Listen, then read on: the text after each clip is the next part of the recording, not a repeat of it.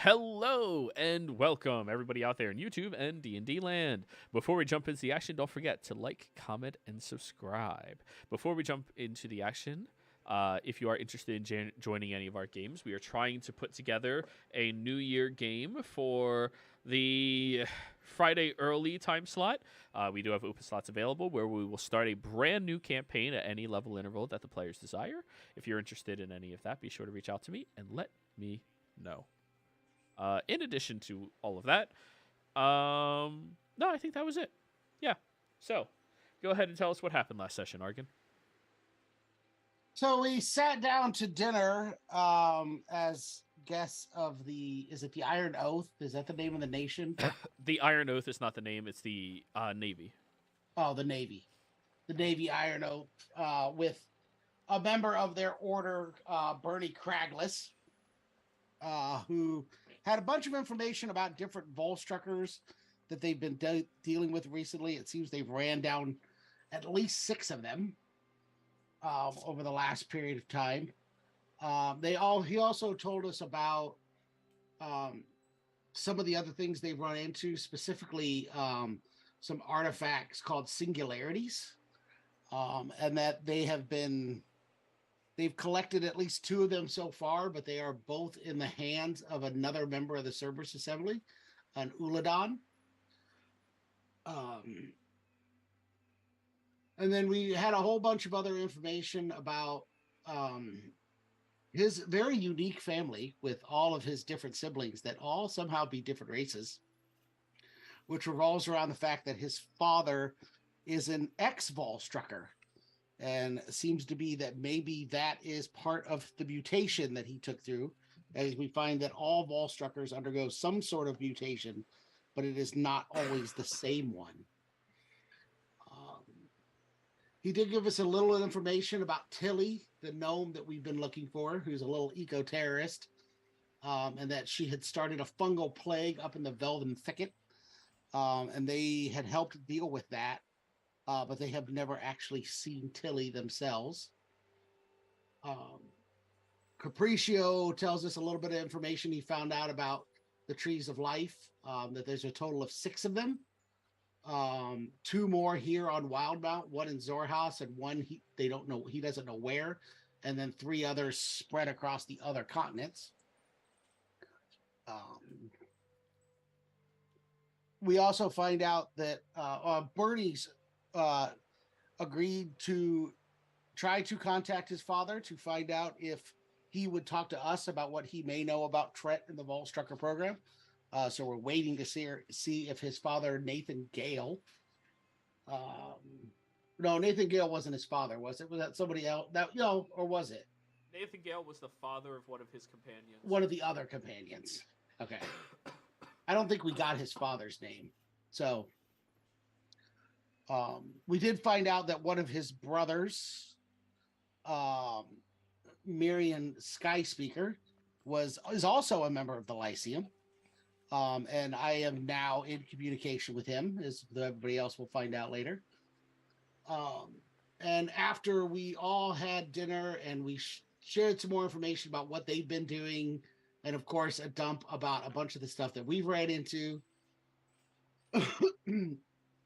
we split from dinner and we decide to continue our path over to the Menagerie Coast.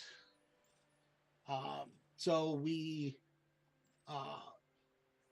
have the mage that was acting as our host, and I have his name somewhere in here.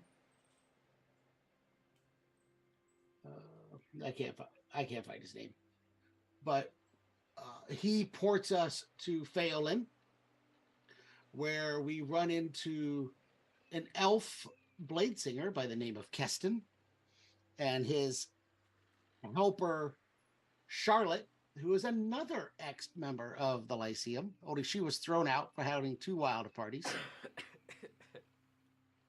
We find out that Keston is busy rebuilding the city of Phelan, though we did not find out what happened that it needed to be rebuilt.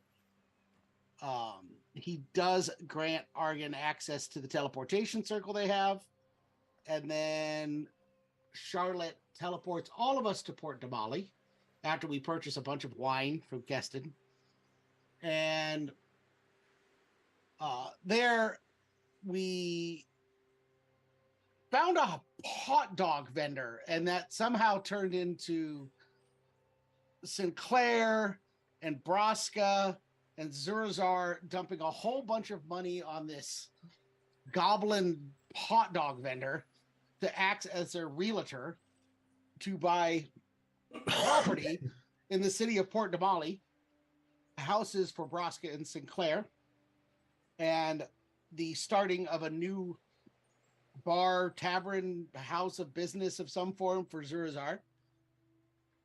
And he was so grateful for the amount of extra money they threw his way that he led us to his cousin, who owns a keelboat, who is going to transport us up to Tosoa, where we plan on trying to find our way up past the Copia Lake that we're not allowed to be on and get smuggled into the Empire.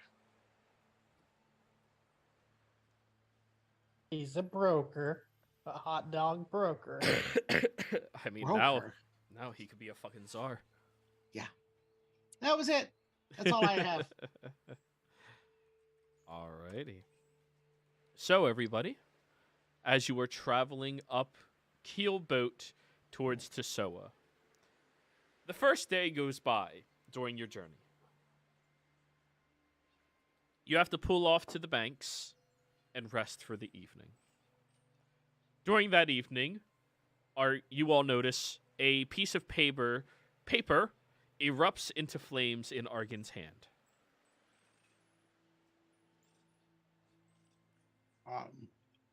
I will read through the paper, and so it looks like Bernie has already gotten in contact with his brother. This is from Miriam. He says that there's... Oh, go ahead, Bortram. With his brother or father? Brother. Okay. His brother is a member of the Lyceum. Right.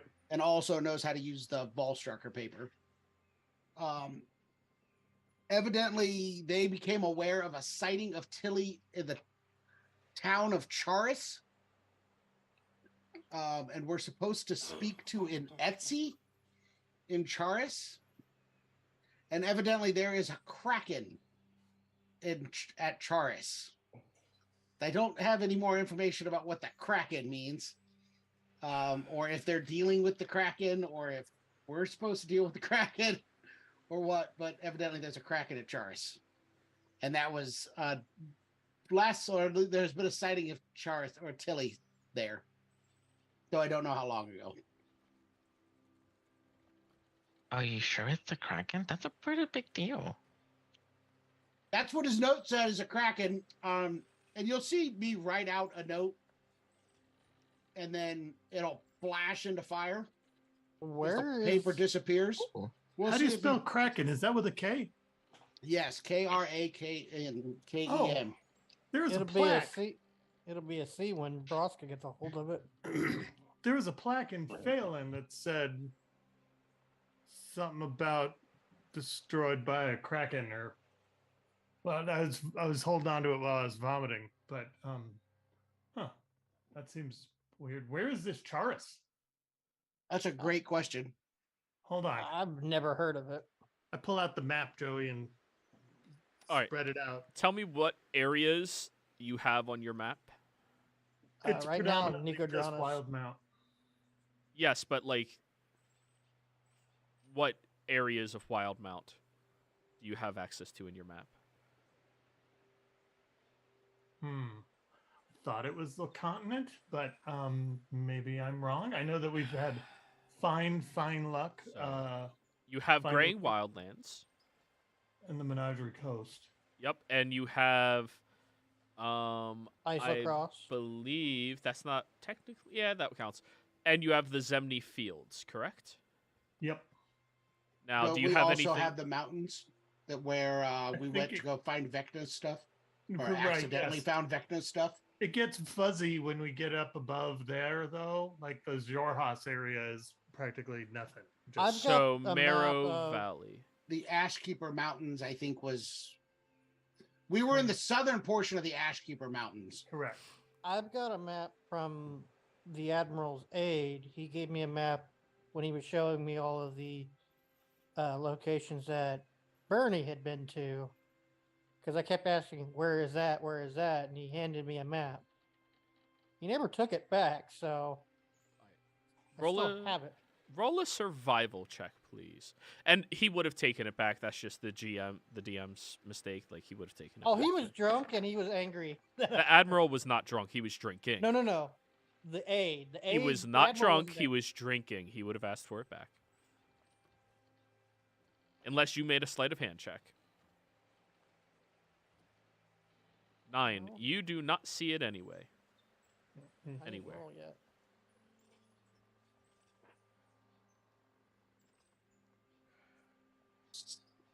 Borgum, send a note or send a sending to the captain. 23. Okay. So, the area of... Let me bring you to the Wild Mount map. I'll just show you guys using a ruler. All right. You have access. Did it load for you guys? Yep. Yeah. Yes. Okay. Oh, You have send it, access to all of this. All of Right. this. Yeah. Uh-huh. You have access to all of this. You have access to all of this. And everything else to the west. Got it. And Sinclair, you are positive you have not seen it on this map at all. Yeah. That's why I'm confused of where is this place? Is it even The captain of the in Tal'Dorei? the captain of the airship's pretty well traveled. He may know what it is. But he's on the airship right now. Unless you want to I message know, him. but yeah, we have 2 people with sending. Who do you want me to message first? Do you have The- somebody to message other than him? Naval captain? The captain of our airship. Our airship. That's what I meant. Uh-huh.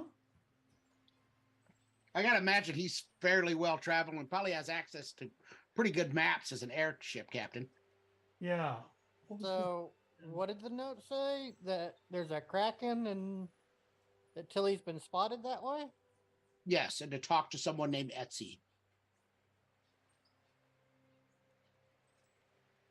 What's the name of the water area? Charis? The town, or I'm assuming it's a town, there's a place called Charis. That's where there has been a spotting of Tilly at. And Sinclair is positive you guys do not have a map of where it would be. If it's on Wildmount, it could be on a different continent. My only thing, Argan, is we've got like half a day before we get to Sasoa. If we get to Tasoa, we could collect some sand. That way we don't have to travel back upriver. Well, I'm not suggesting we necessarily jump there right away. I'm just passing along the information that we've been given. I mean, it could be right next door to that place, and it's just not marked on our maps for all we know. But yes, we can find something. We can wait until we get to We meet really up with need these to- people first. We really need to find a town that's got a cartographer shop and just pay a lot of money for a very detailed map.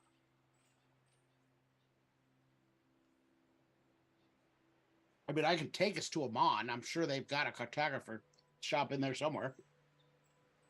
Wildmount probably would be better off going somewhere else for Wildmount maps. Maybe Fordrum's people have one. They're big traders. Someone in the dwarven town in Uthadern has to sell maps. Like, we've got the map of Islecross pretty much marked out because of all the points of interest that we've obtained information about and from the skin maps and the maps from the Empire and everything of it. Like, we have a pretty good grasp of there. We have a lot of maps for this area as well as Vasselheim and, Marquette. But I've never heard of Charis or heard of anyone trading with a port town of Charis. So either a new city that I've never heard of because it's new, or Well, There on a could be a different continent. hamlet. It could be a hamlet in the middle of nowhere. and Correct. again, your version of new and our version of new could be very different. It could be 400 years old and you wouldn't know about it. True. Um, so I send that, Joey, to the captain of the airship. And then the next person, I think I would.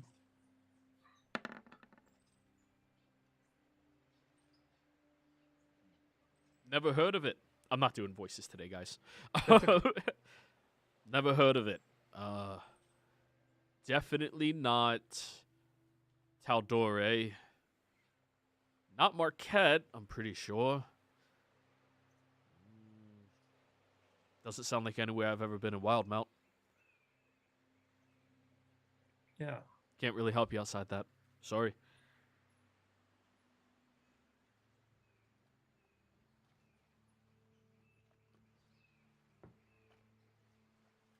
I'm gonna roll an intelligence check to see if I can recall the aide's name for the admiral. I made him drink, so it's a high likelihood that I might recall what his name is. I have his name. I just couldn't find it in my notes at the time. I'm going to send that to that Oh, woman. I remember what it is now.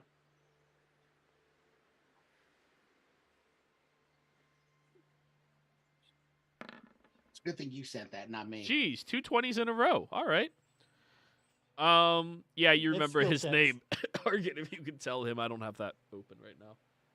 It's Inac. In it.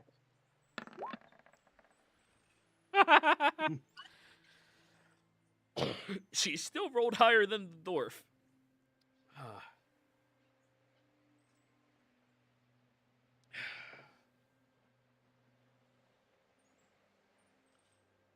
I'm fairly certain it's somewhere in Jorhas, but I'm not positive where. Got it. I know he's a player character that's no longer here, but can I send a note to Theo? Sure, yeah, 100%. Since he was from Jorhas, we know that much. He doesn't know how to do the paper thing, though. I know, but I have sending, Okay.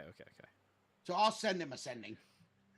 Basically, yeah. I'll type it out. And he was the cartographer of the group. Yes, he was. It was, yeah. And if anyone that would know about Jorhas, it'd be him. Well, Charis isn't actually in Jorhas, but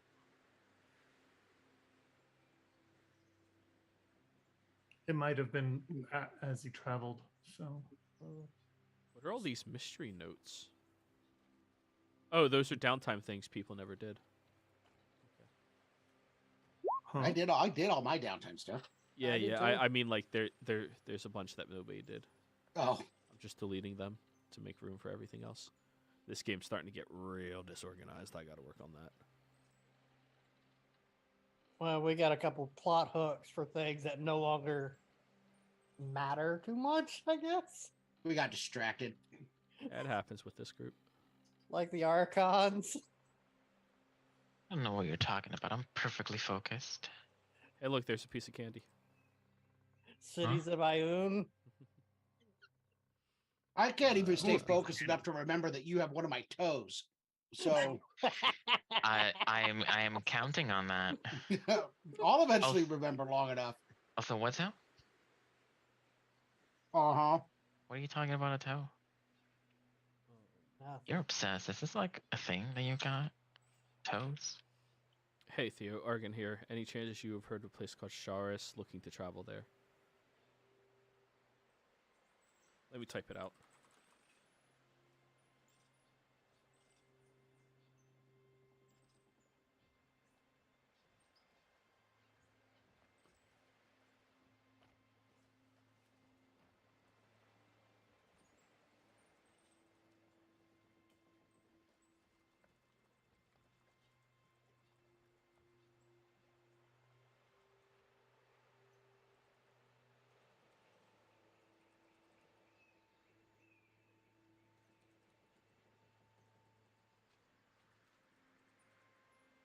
I just don't know how we would get back to Jorhas.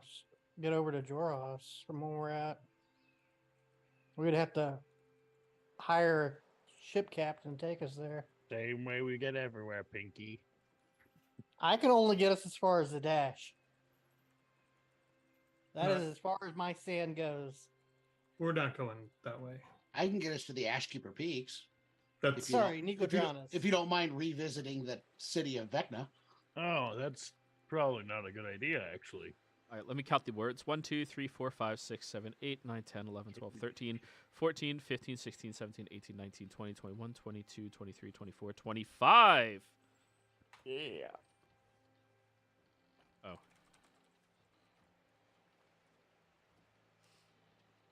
South of the many hosts of Yggdrathad, northern settlement of the Lotus Den Greenwood, directly outside of Eyes of the Lake, in the Fever Gulf Lake. All right. So does any of those words mean anything to anyone? Because they do not Nope. mean anything to me. Nope. I have never heard of a single one of those locations. I would like a history check from our resident druid. I know what eyes are. Oh, wait, and Braska. Ah, sweet. Because Broska's a druid. Did you say history? I did. Okay. Nice. 13. Capriccio, you have no idea what they're talking about. Braska, the Lotus Den Greenwood is the southernmost point in Jorhas. It's this really thick, dense forest where there's a whole lot of druids and rangers and naturalists who live out there outside of the rule of Jorhas specifically, just choosing like a wild way of life. Hippie town. Yeah. Excuse you. Am I wrong? No, but excuse you. You think our resident druid from before, with all the weed and everything? Oh yeah, Came he from was in there? there. Was he? Pretty sure. You never met him, Braska. Oh yeah. You may have sampled his drugs. They were in the bag of holding. And he was from the Menagerie Coast, not... That's all I need He to know. was a Lotus Den halfling, but he was from the Menagerie Coast. Oh, okay. Okay, well, if we're going to go there, I would say we finish the half-a-day travel to Tusoa so we can get some dirt. Argon, you could use the sand to get us to Nicodranas, and we can get a boat. Well, yeah, I think we need a plan if we're going to try and make an expedition there because we have no real way to know how to get there. How far is Nicodranas to there? Well, if we do go to Nicodranas, we might be able to purchase a better map, something that's got some of this Jorhas area filled in. That's a good Oh, idea. yeah, that would probably help.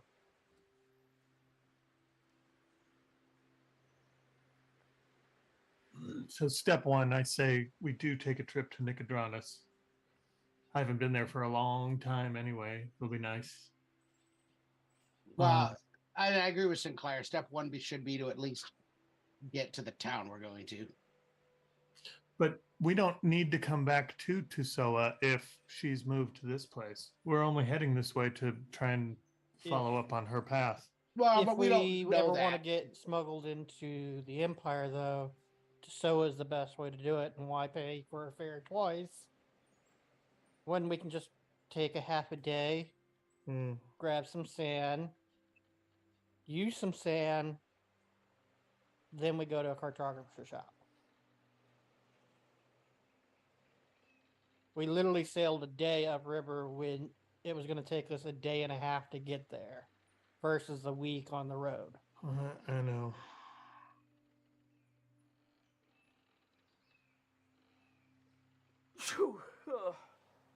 Bless you.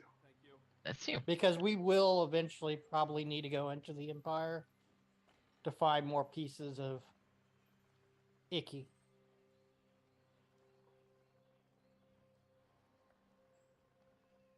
And having this sand will definitely come in handy to get back here quickly.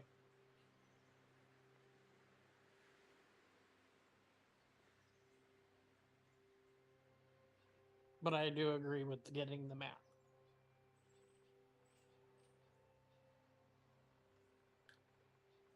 Fair enough.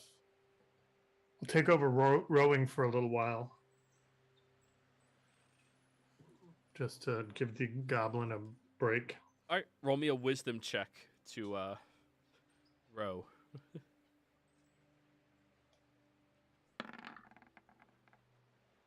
All right, you managed not to crash the keelboat. Yeah, no. Takes a couple Good. of getting used to experimental tries, but Yeah. you get there. We're at the wide part of the river. It's a good time to practice.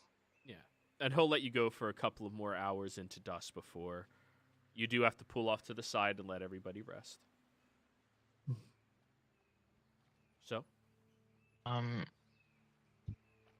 How long did you say that this little boat journey was gonna take?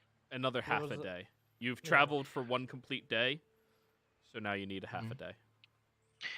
Okay, I would actually like to attempt to cast scrying on Tilly. Oh. Okay, If roll I- scrying into check, because I need to look at all the limitations and everything like that. Yes. Because I get that from one of my subclass features, so I might as well use it. Fuck yeah.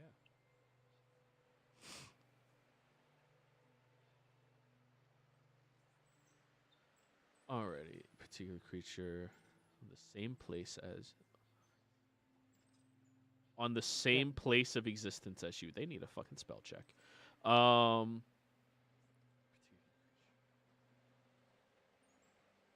They get a +5 because this is all second hand.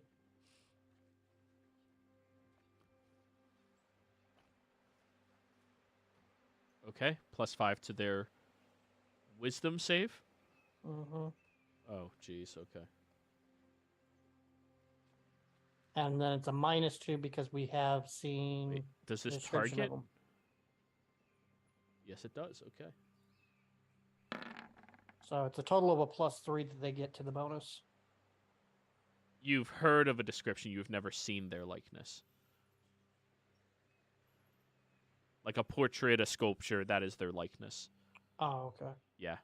So potentially that's a 15, unless you're adding. No, they them. get a +5 because you've we only rolled heard 10. of them. That's 19, and then they're a druid. Oh, you're adding the two d20s No. together? Sorry, 10 + 5 is 15, and then they are a druid. They are successful. What is their final roll? I'm not going to give you the number. It is incredibly high. Oh, okay, got it. Look at what your wisdom saving bonus is. It's a 5. Only a 5? Mine's- Oh, the save? Yeah. Oh, save. Yeah, mine's no. an No, 8. yeah, that's a lot more. No, Exactly. Yeah. They're a druid. Yeah. They're good. Like, there should be like a 10 or 11 compared to my 8. Yeah, they're good. They rolled very high. Oh, well, it was worth a try. It was. Now I have to look up something else.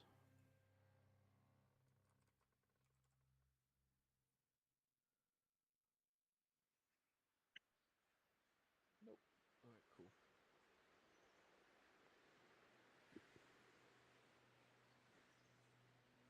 So, any particular sleeping arrangements anybody's interested in? Argon, you want to put the dome around the boat?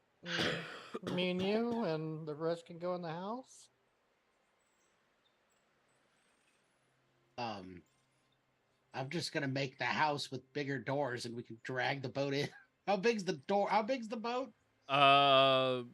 Is it? It's not a rowboat, is it? It's like no, a it's a full fishing keel. boat. It's a keel boat. So like they're usually thinner. Here, let me just look up dimensions of a keel boat. It's probably too big for us to put in the house. I wouldn't even. Well, Braska could probably carry it, I guess. He absolutely can. 7 to 18 feet wide. He uses this for fishing, so I'd put it closer to 12. Yeah, 12 feet wide. So that's pretty big. Yeah, I mean, how I can big make the doors however big I want. can but you? I think there is a limitation to how big they go. Roll it in chat. I don't think so. I think the only limit is the 50 square feet kind of thing. The entrance shimmers faintly and is 5 feet Oh, wide you're and right. 10 feet tall. Yep. Okay, you're right. So nope, I am limited. Yeah, I can't fit inside. Okay. And that's why I figured the dome would work. We could stick like the nose in there. We could always just sink it. What? What? Yeah, you sink the boat. It's a good way to keep it down underneath the water. It's just you gotta unsink it in the morning. Yeah. You do it close to the shoreline, so you can, open up all the valves underneath the bottom of the ship where we usually drain the water anyways. It happens. Well, so it's up to you because it's your boat. But if you would like to sleep in far more comfort than you have probably ever slept, or we can sleep out, we can camp out here safely. Yeah, It's let's your choice, just, your boat. I'll join you guys. That looks really comfortable. It's a door. I haven't technically cast a spell yet, but He will go down below deck, uncork some valves or unscrew some valves he has, and the boat starts taking on water and slowly sinking, with the tip of it just peeking outside of the water. After it fills up enough to hide the majority of the boat, he will re-screw it in so that it just sits there. Yeah. I'm just gonna take a rope and tie it to a tree. Okay. I don't think we're gonna forget where it is. But Yeah, he left the tip out, just the tip. Nice. all right, well, I'm casting the spell and getting us someplace to stay for the night.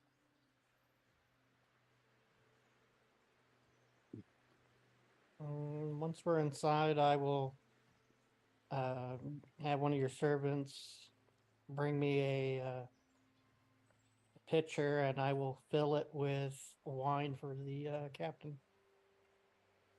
Alrighty. I've got the alchemy jug. I might as well make use of it. Got an alcoholic on board. Alcoholic? Come on. He's just a man that likes a good drink.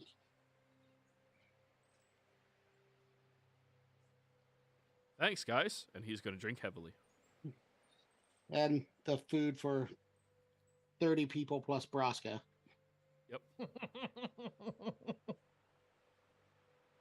I mean, keep in mind, he did eat the majority of a hot dog vending cart. That's true. Probably, even Braska is probably at least not super hungry right now. Oh, we've been fishing. Yeah, I'll probably only eat like 50 servings. Just a light snack. No one said we couldn't fish off the keelboat. Well, the probability of you hitting a dragon in there is very low, so that's good. But not zero. We're not going through a mire. Never zero. The chance of you fishing up a dragon is low, but never zero. Hey, we go out in the bayou. That percentage goes up. After a quick meal, Joey, I'm going to go to my study. Where I will write the second note. Now that we know where it is, and now that I know to send that note, and I will send off that paper. All right, I'll read it in your guys' DM chat. Yeah, it's just a slight clarification from the previous one, so it's not really a big deal.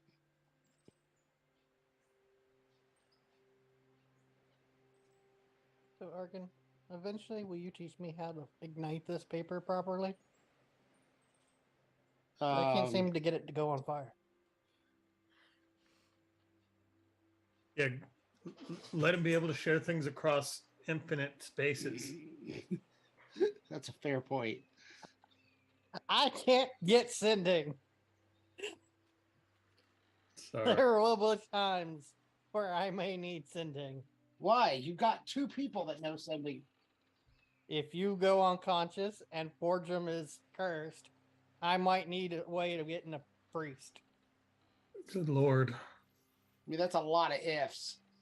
It all Versus- happened within the last year. versus the danger of you being able to communicate all of our information to anyone in the world. At any I'm time, not sure that's the risk. uninhibited. Yeah. Well, only 25 words at a time. No, No. the Volstrucker paper is not limited to that. Oh. Yeah, it's It's each piece limited of to paper. how. Yeah, it's how much you can fit on a piece of paper. To be For fair, what he's not purpose? great at writing, so he can't fit a lot of words on it, but he can do quite a few. What are you talking about? I am a master of fiendish contracts. True, but you're not a wizard. That's 90% of what wizards do is writing in books. Plus, you got like old man handwriting. Got to write everything super big. Right. Yeah, true, you are old. Just for the eyesight, Grandpa. As Hey, I got rid Capriccio of that. called him last time. I got rid of my exhaustion from the shade. It just took a while. And a lot of naps. And a lot of wax in the back of my head for taking naps. Did anybody wish to do anything tonight? Okay, Not beyond then. what I've already done, no. Morning rolls around and you all continue your journey. Heading up the coastline, moving over to Tosoa, you arrive at a vibrant and beautiful city. This small port town has a tremendous amount of trees and logging companies littering the area around you. As you are wandering through, you see that quite a few individuals are intrigued with your recent arrival, and your group does draw a tremendous amount of attention in towards itself. But they seem to mostly just let you go about your own business. I asked one of the locals, is it okay if I take a little soil? Why the hell would I care? It's always best to ask permission before you take someone's land. No, you're being weird. No.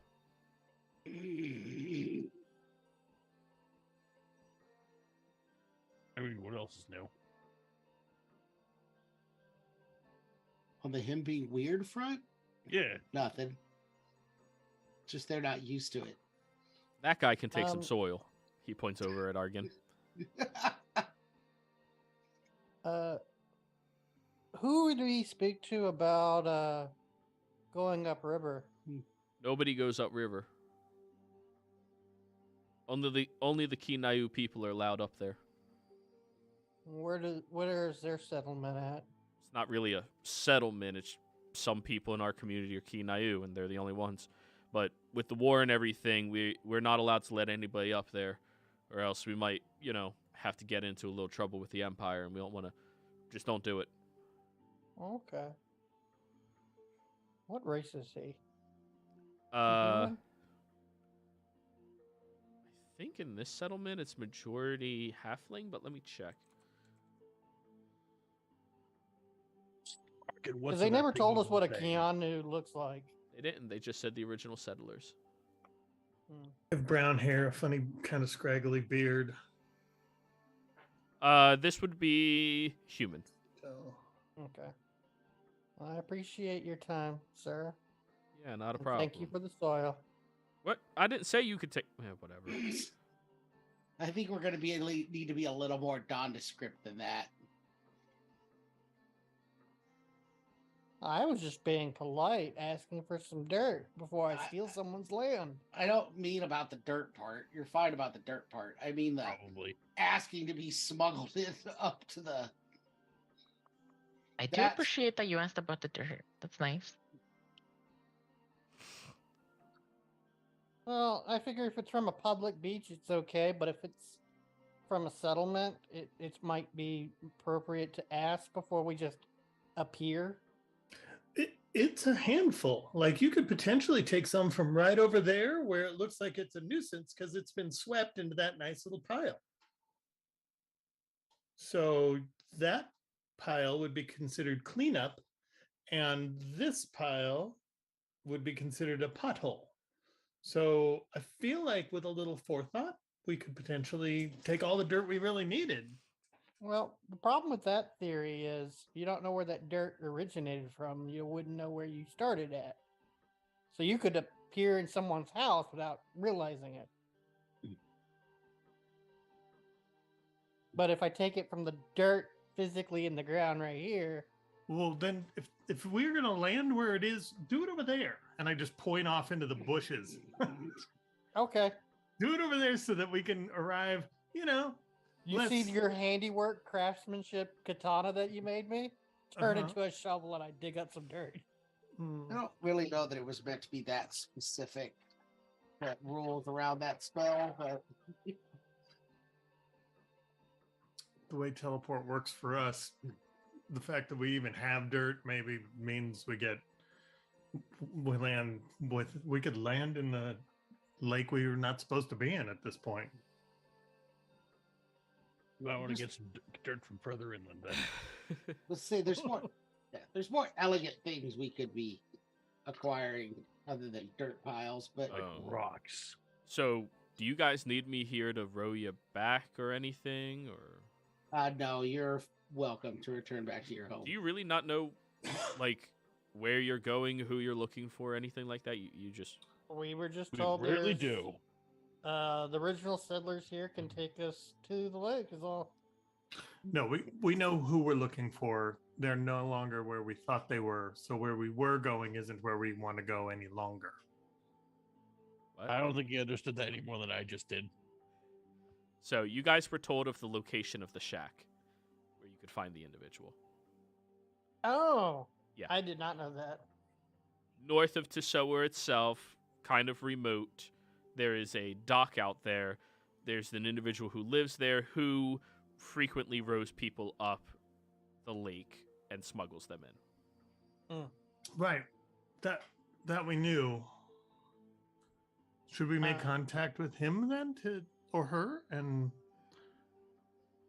confirm? Maybe we need to take dirt from their yard.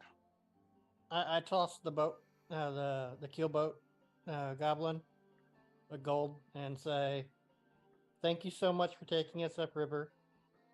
It sucks that people message us when we're already in the process of going somewhere, telling us we're going in the wrong direction." Hey, if you guys need to overpay to go anywhere else, let me know. Sure. That's evidently knows? what we do. You don't happen to know where Charis is, do you? I might hire Never you heard once of we it. get a. All right. I might hire you when me and Broska there get a house there on the beachfront and we can go fishing.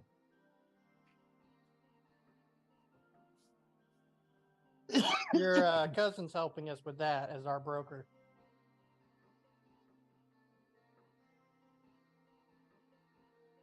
All right. Sounds You'll get plenty of business from me and him. good stuff. Yeah. All right. See you guys. He's going to start Bye. rowing back. Thanks for the wine and the door house. Mm-hmm. The door house. That's what I call it. Well, you want to go upriver on foot until we find the dock? Do we need to? This If is we want to close get enough. dirt from there. Do we want to make contact with the smuggler before we leave or skip it? I don't know that there's a point to making contact with him beforehand. Okay. Make his acquaintance and then tell him. See, that's just leaving an unnecessary trail. If we don't need to go there, there's no reason for there to already be news of all of us traveling to go see that guy. Okay, well, I've got the dirt from the woods here, and I show you the jar of dirt, and I put it with all the other jars of dirt with a label on it.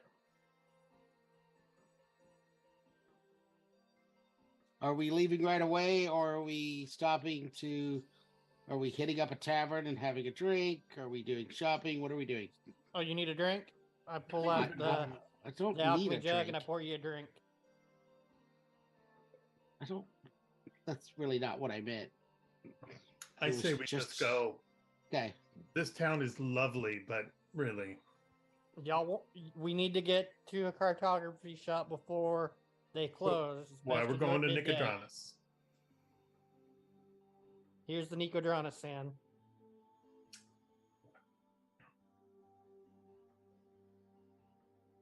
Alrighty. So, are you straight teleporting to Nicodranus then? You have something Uh, from the location, so I think it is 100%, right? It's 100% if you've got something from the location. All right, and I Yeah. believe your sand is from the northern beaches of Nicodranus? It is from the beach between it and Port Zune. Yes. So Perfect. we'll head out of town a little way out. So I'm not just going to do this in the middle of the. It's before the swamp. Town. I know that much. What's everybody's passives? Capriccio, Yes. Sinclair. Capriccio. 18. 17. Boardroom, 17. and Braska. All right, so not 16. Argon. Not Argon. You notice there appears to be that same individual that Sinclair talked to a little bit, who has gone over to one of the local Selezos and seems to be like offhandedly looking your direction, but trying to make it look like he's not, and talking to the Selezo.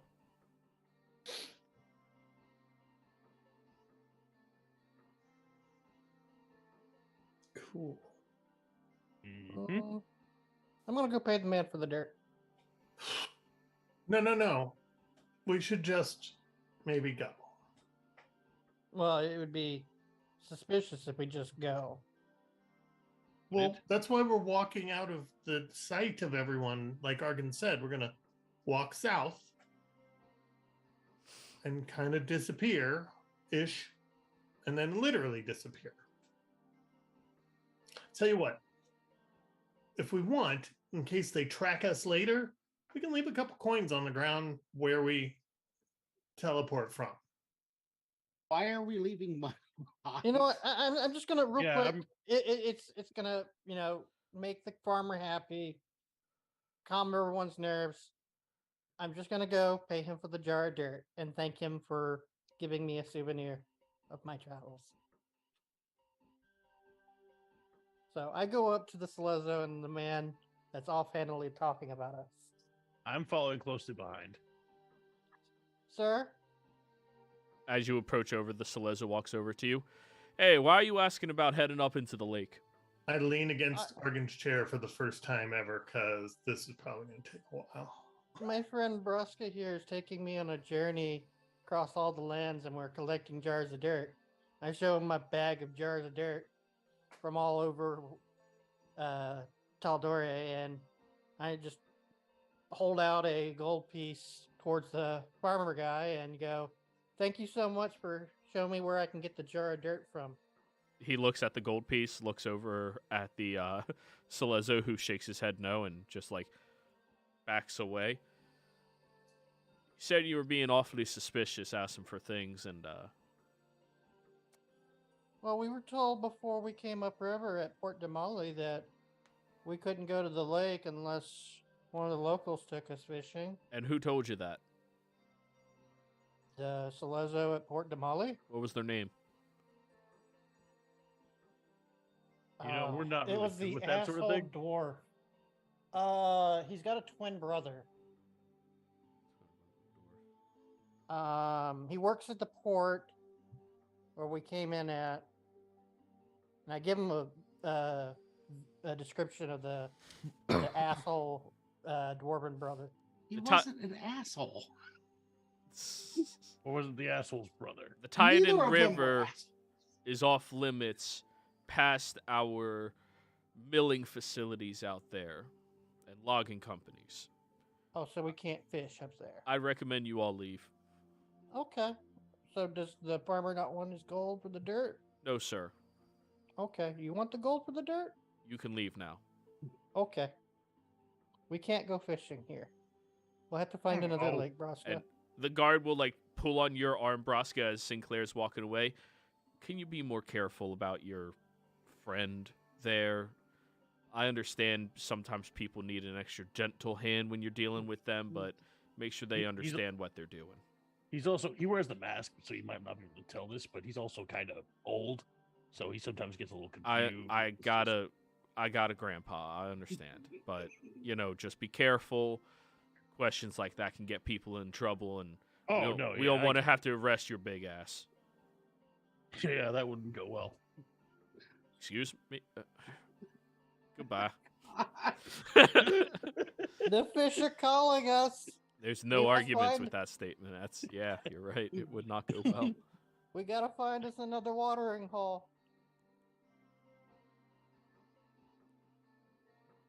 And we just start heading out of town. Alrighty. Now I We kind of circle want to back. fish there. Oh, we're going fishing there, one way or another.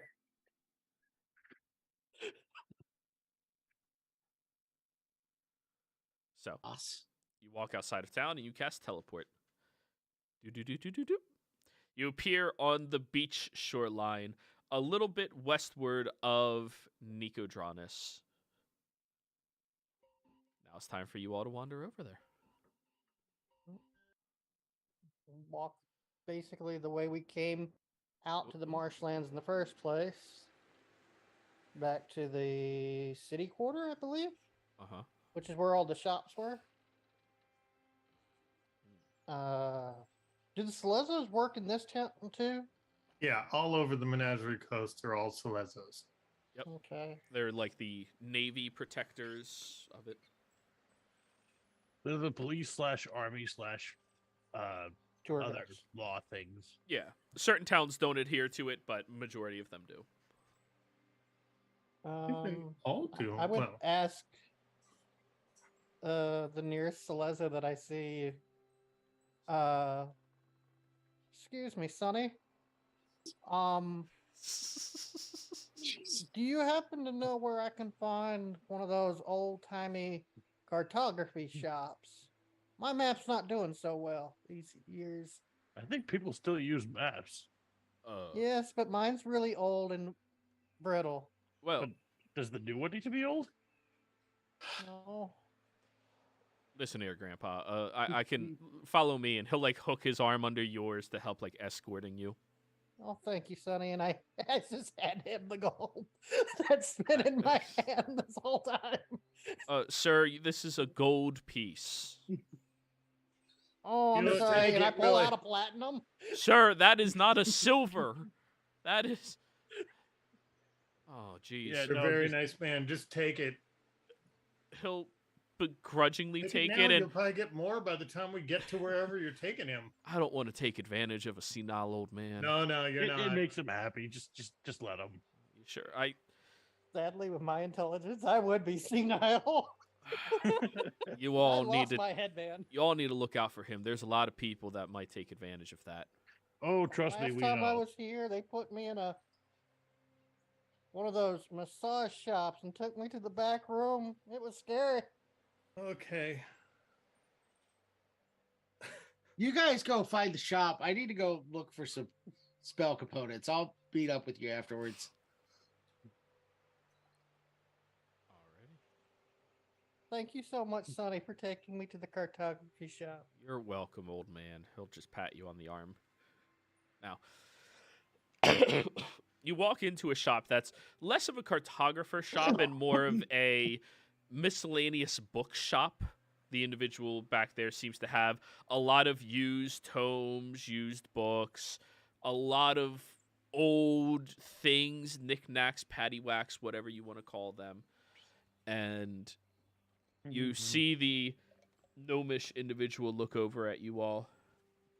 Hello, how can I help you? Hi, I'm trying to get a better map of Jahosian Seaside. Jorhas. Me and my big strong friend here are going to go fishing. Got to teach the youngster how to fish. Sir, right now there's a little bit of a war going on. And Yeah, we're not signed up for anything. right, but Jorhas is the enemy of, well, the people up north. I So, don't get into politics. yeah, It- but it's more of a nightmare and a headache. I just want a map. they've kept And I most show of him the- my old whittled down, like nearly on death's door map. Oh, that is a good 1,000 years old. That is a very descript map. Just for clarity, is Capriccio and Zurzar like in the same room with Sinclair and Brasca and Yeah, sure. Okay. So I'm going to tap them on the shoulders and sort of wave them back towards the door. Yeah, okay. Once they don't make it, can you just go in and say that there's the forest you know about? We need a map to that place for a druid convention or something. So I'm I just think it, trying. Go ahead. go ahead, Capriccio. yeah, I think the whole war thing is the problem. It doesn't have to do with the reason that you're giving for the map. Yeah. Look, I've traveled long, far. They just told me I couldn't go fishing in one lake because it's near the border. I'm like, okay, we'll go fish off the coast of Jorhas, but I don't know of any port towns there, and I just need a map of it. Roll If me- you can help me out, So roll for theoretically- sympathy. Roll me a deception check. okay. Yeah, I roll will for use- sympathy. My inspiration for the game.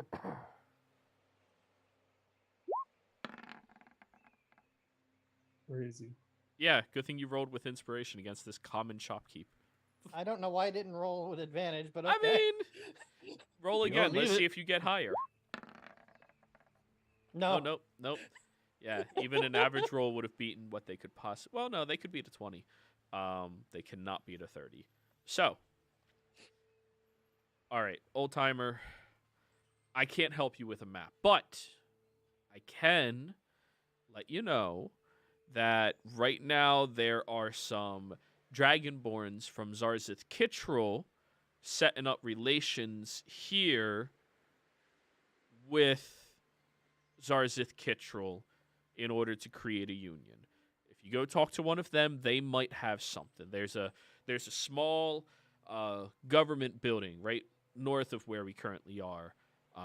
I can point you in the right direction if needed. You go talk to one of them, they might have a map for you, but I'm not sure how else I All could right, help you. Xerxes Kitchen, got it. I What? appreciate it so much. You know, youngsters these days are so helpful to us old folks. I know. I will have to let Jamon Sword know this town is a good town to trade in. Thank you. All right, Sonny, let's go see if we can find us another lizard. All right. They said it's at the government building. So there's going to be a lot of Celezos. So be on your good behavior. Of My course. very best. And we walk out towards the government building then. All right. You all walk northwards.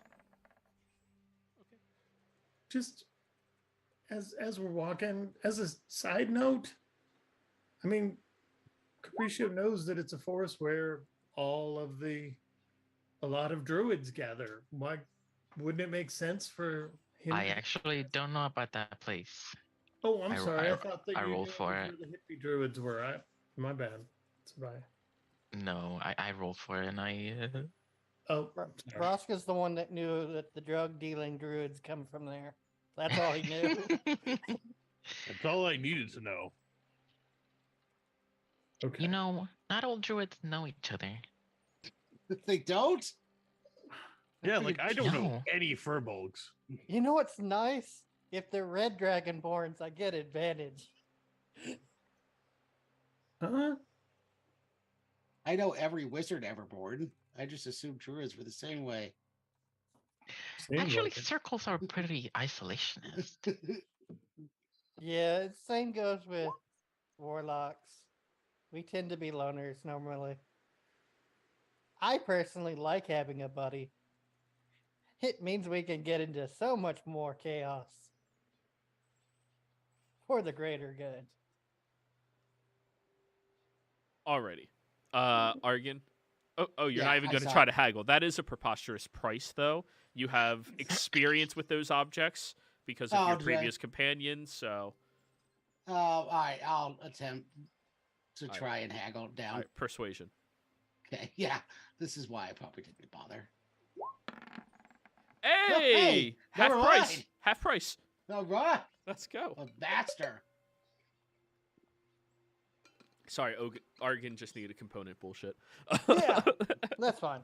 All right, so you wander over towards this building where you see that there are 6 dragonborns of various different colors rotating around outside, patrolling this building. You can tell that there are Selezos also patrolling not very far away from them, but they seem to intermingle with one another fairly well.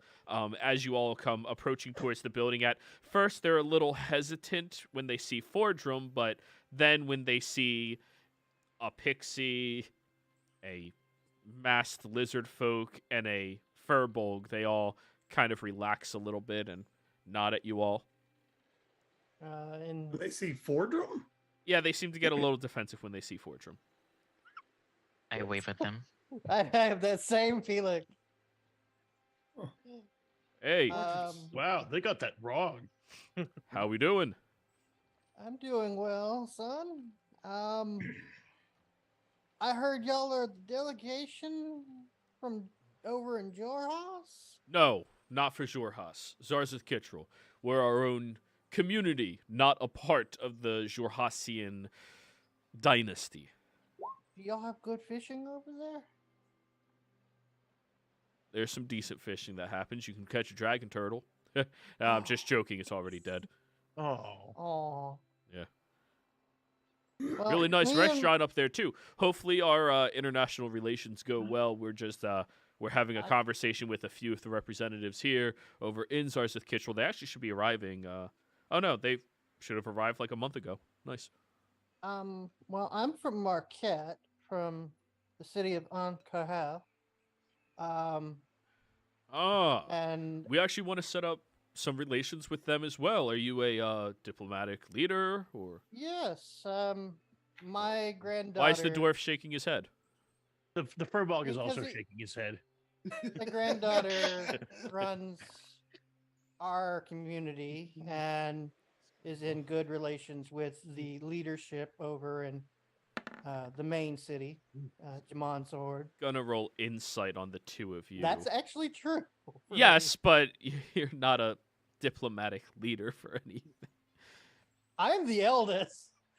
You I are, but just that's said not a my diplomatic daughter. leader. For, Yeah. I this- said for my that. granddaughter is the leader. Oh, sorry. I about didn't that. say I was. I said my granddaughter is. No, you No, did you say did say you you were a were. diplomatic. He person asked from that directly group. if you were, and you immediately said yes. So he'll look at the other two. Alrighty, old timer, it's okay. We get it. You're definitely very important, and he'll pat you on the shoulder. I'm older than everyone here combined. I believe it. But my granddaughter runs the community of lizard folk down We're- in We're The desert looking as well. for, and big leaders. Jamonsa Ord's personal hand of Ord escorted me throughout the entire city That's of Ankara. That's a glorious story, old. Hey, do you want a little?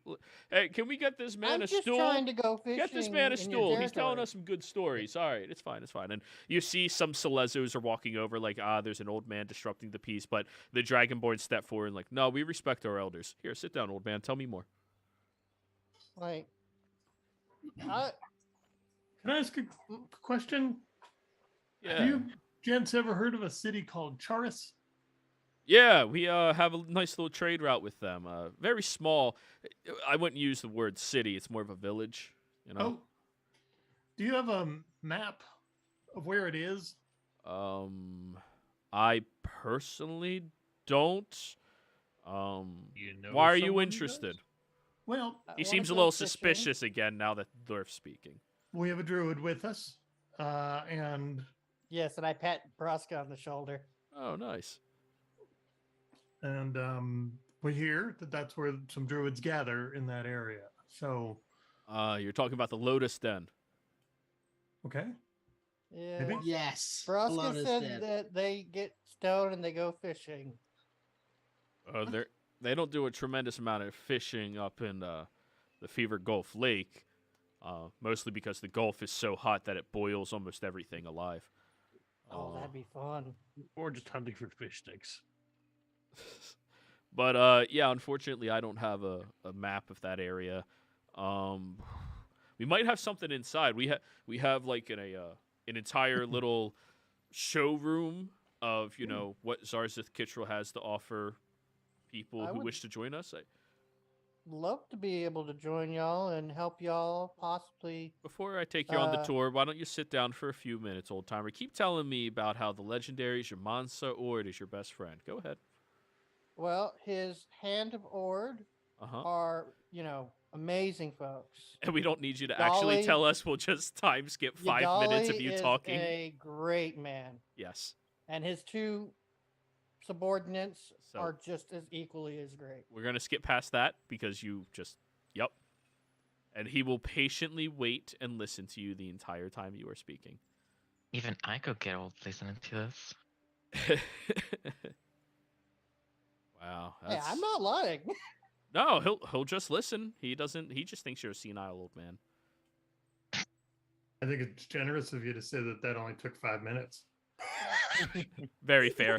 At this point, Argan comes walking back up. Or floating back up, sorry. Look, I searched 12 places and finally found you guys. I had that much time. Do you have a fair, chair? we haven't Oh, moved in a wait, while. Argan, were you the one enchanted with the city last time you were here? Yes, I Wisdom was. save.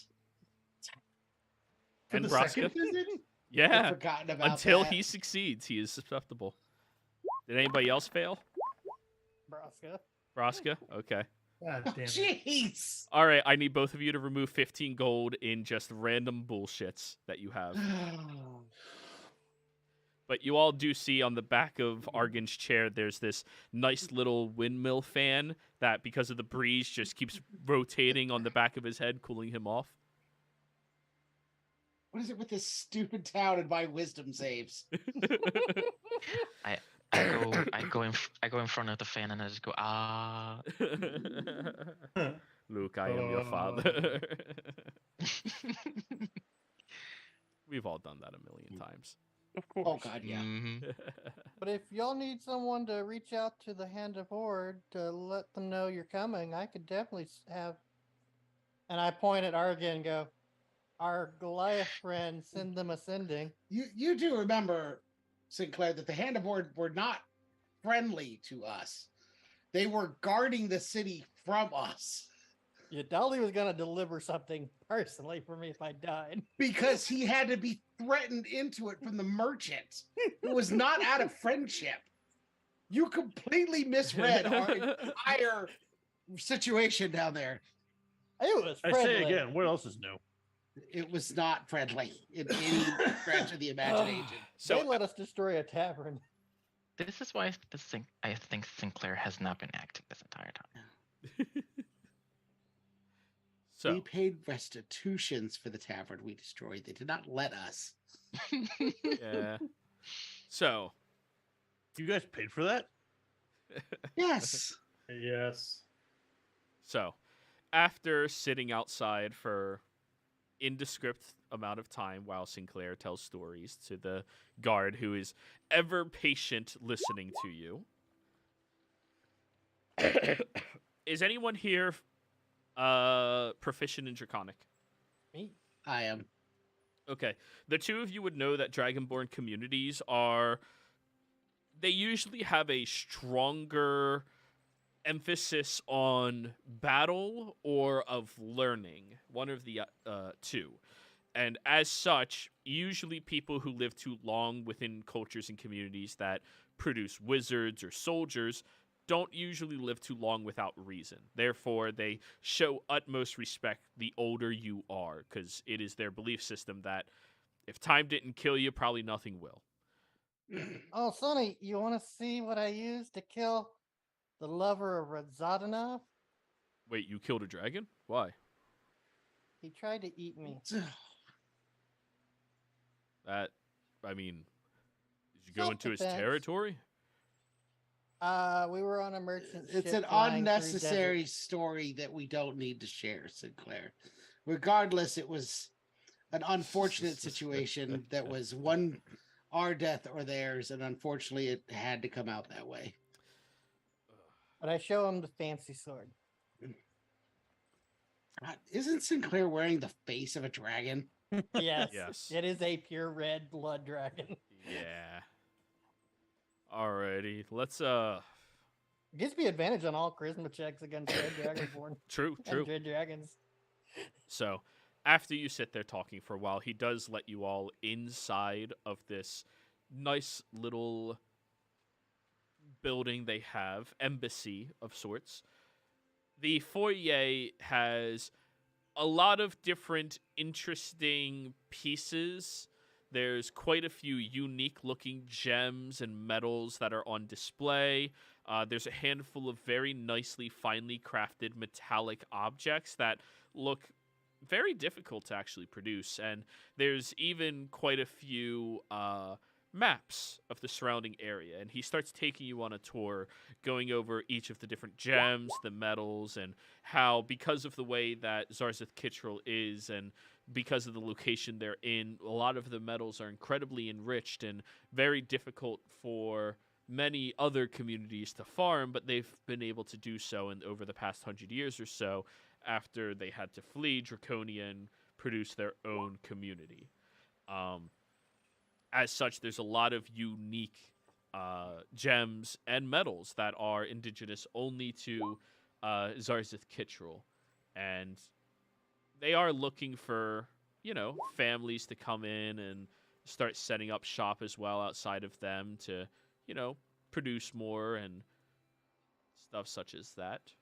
I ask him a plethora of questions till he can't answer them accurately about the makeup of the metal. What temperature does it heat and melt at? Is it forged into things? Did they do those are those pour forges or are they hammered forges? He'll call over somebody else who can actually fully answer all these questions. Oh. Yep. Then that's all I talk about for the rest of the visit. All right, so you guys spend another 10, 15 minutes learning about metals and ores and deposits and different temperatures, all of that jazz, until he brings you over towards the craftsmanship they have with metal. Now, they are experts at handling hot metals, mostly because of the way that they are.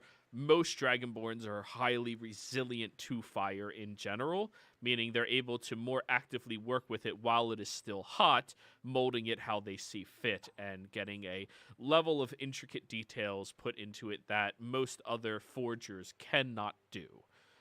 Do y'all make this in that lake you were talking about? No, that's we're not Sharis. We're Zarzeth Kittrell. We're down south, right next to the Lotus Den, outside the Drimoth Ravine. Water that makes steam can't melt metal either. Uh-huh. Uh, But yeah, he brings you over now. Excuse me. we used a pit of hot sand to make our metal work. Neither can jet fuel.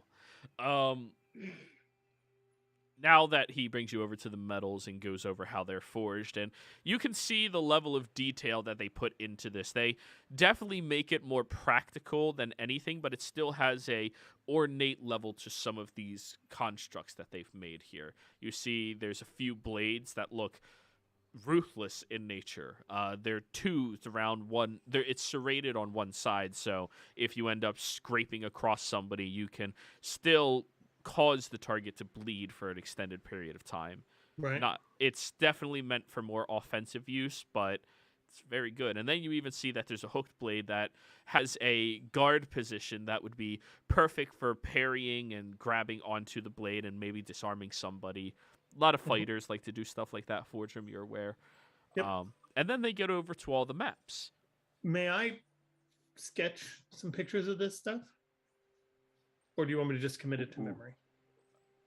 I mean, you can do a crude drawing of it if you want. I mean, it's public information here. Just, we're not going to have you sitting down here for 2 hours. No, it's beautiful. I don't want to forget it. That's all. Yeah, not a problem.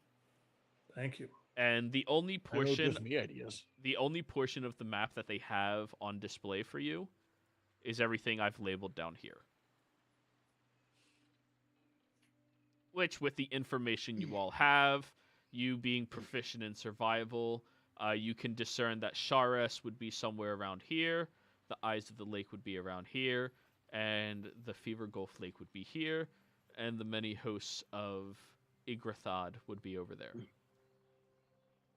Okay.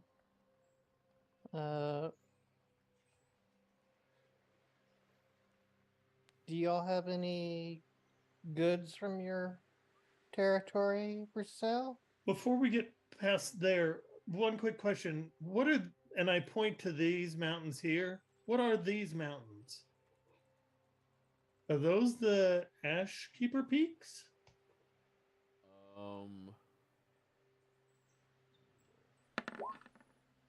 I have no idea. Okay. Cool. Neither do we. Yep.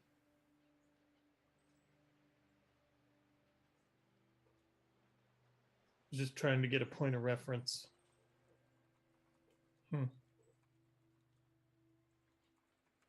Do y'all have like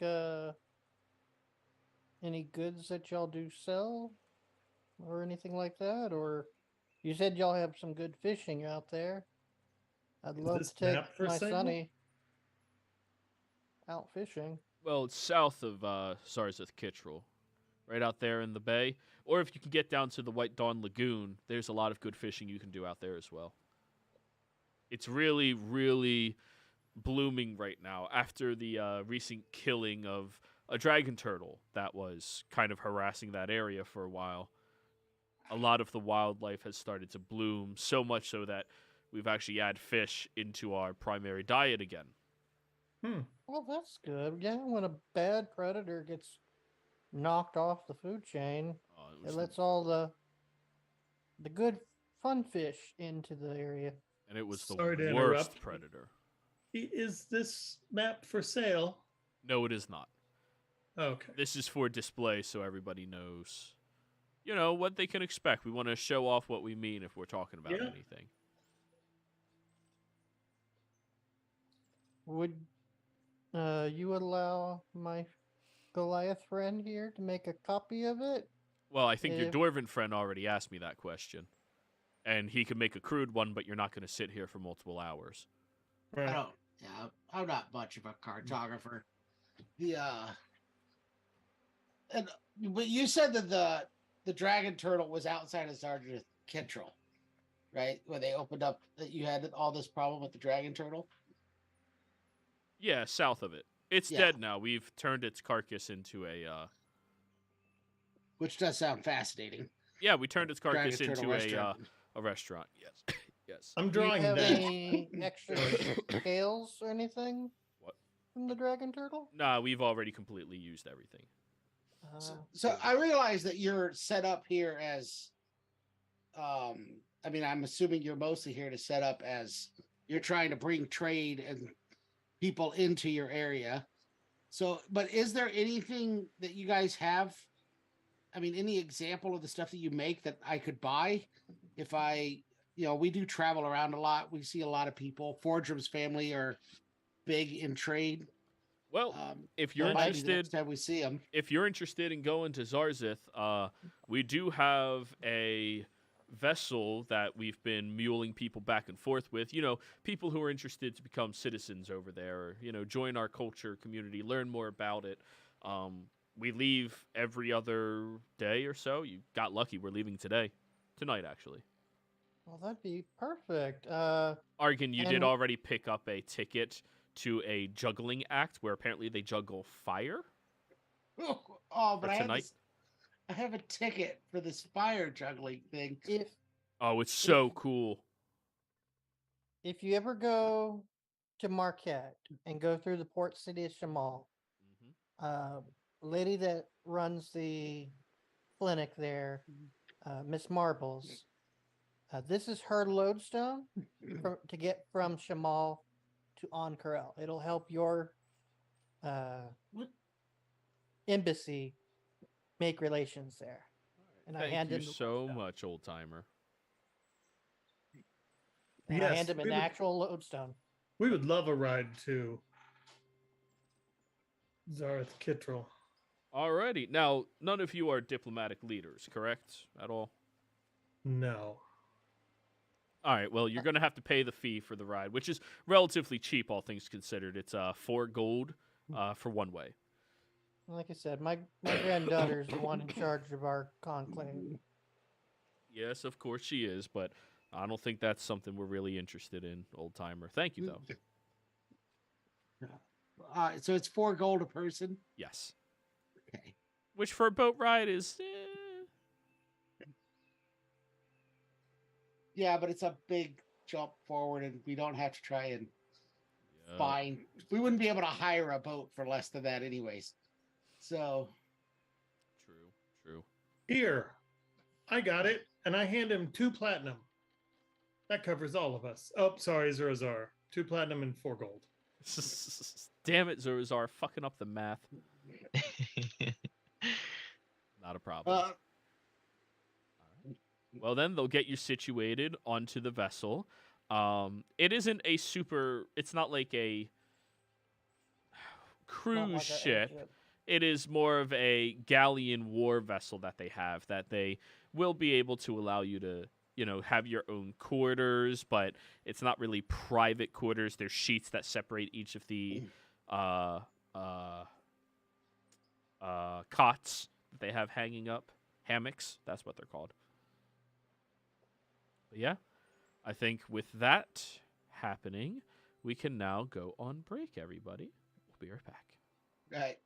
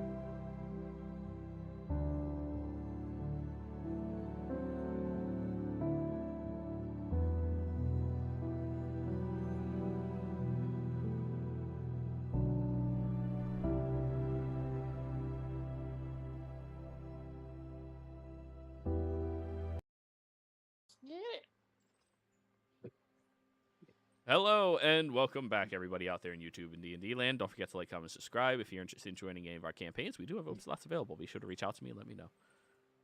So, you all wait for the evening to roll around. This is starting to become a bit of a bug, isn't it? Oh, I can't see it. No. Dark mode. Why you do this? So, that can silence. Alrighty.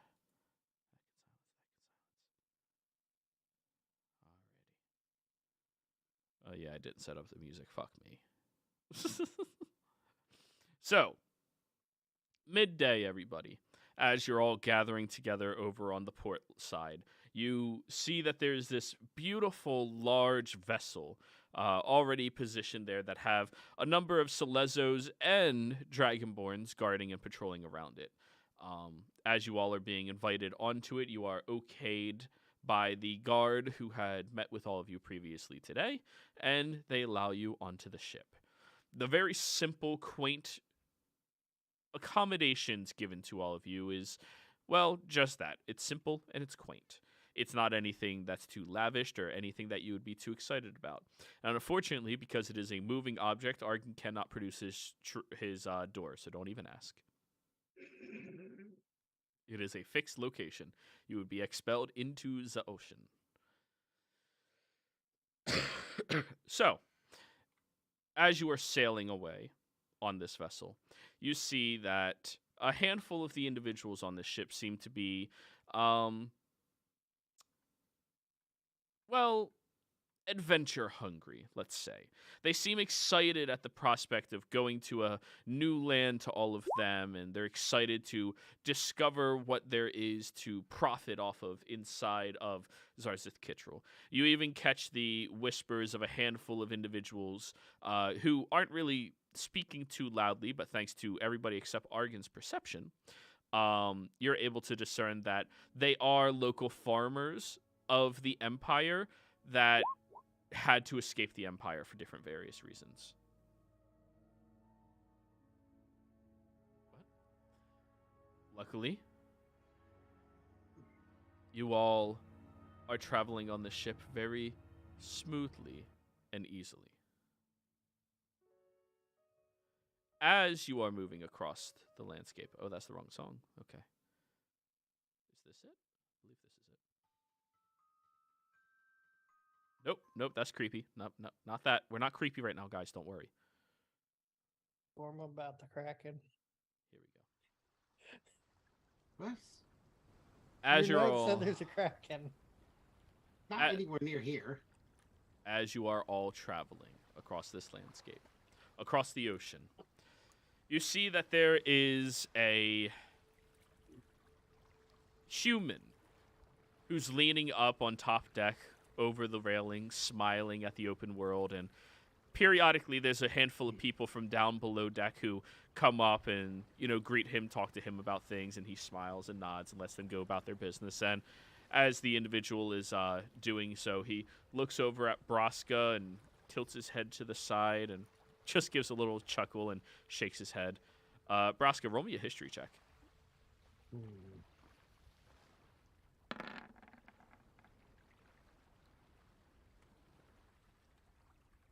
Sounds about right. You have no idea who this individual is.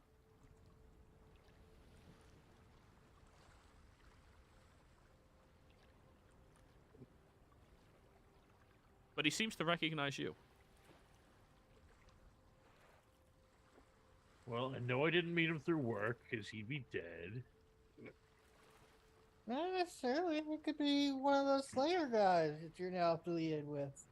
Oh, that might be it.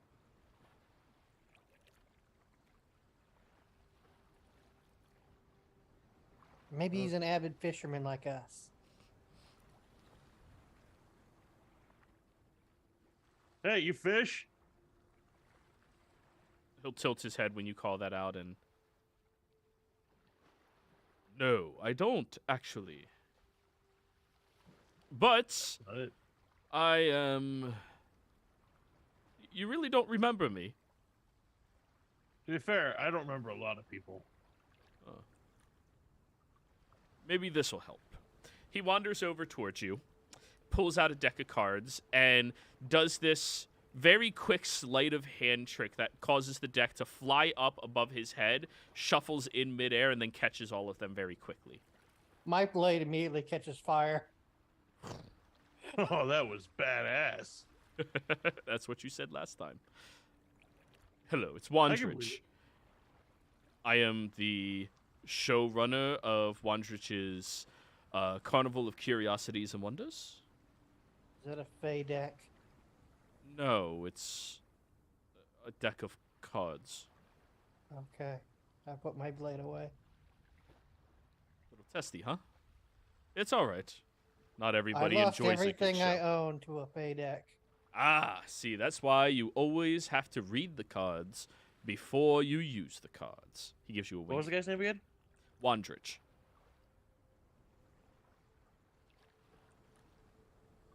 And how is that spelled? Because I am not going to get that right. All right, I'll type it. W-A... Probably one and then NDRIX. rich. Oh, Oh, it's close. Pleasure to meet you again. Everybody else, hello. Pleasure to meet you. Are you all escaping the Empire as well? We're going fishing. Ah.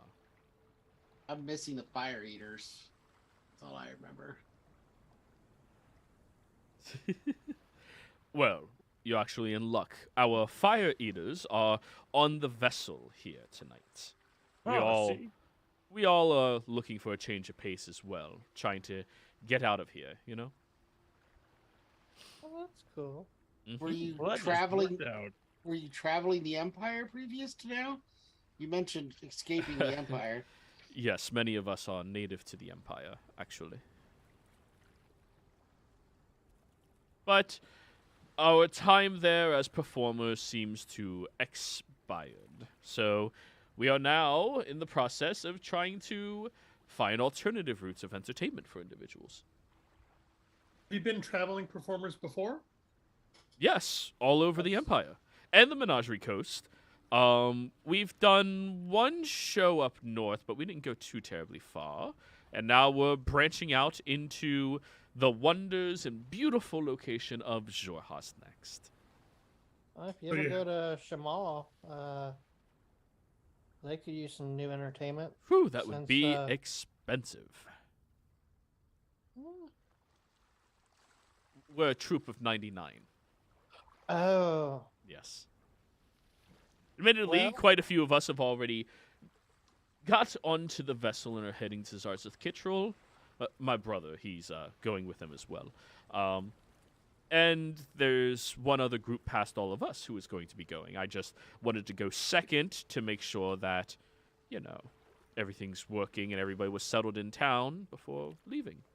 well, if you ever come across a caravan with the banner of marbles, they're from Shamal, and just tell them Sinclair said that y'all are, performers and looking to bring entertainment, and he can Sinclair help you. must be your name. Yes. Pleasure. Now, Braska, how long have you been outside of the Empire? Oh, it's been a while. Let me see. Years now, I think. Years. Alrighty. I still can't believe you don't remember me.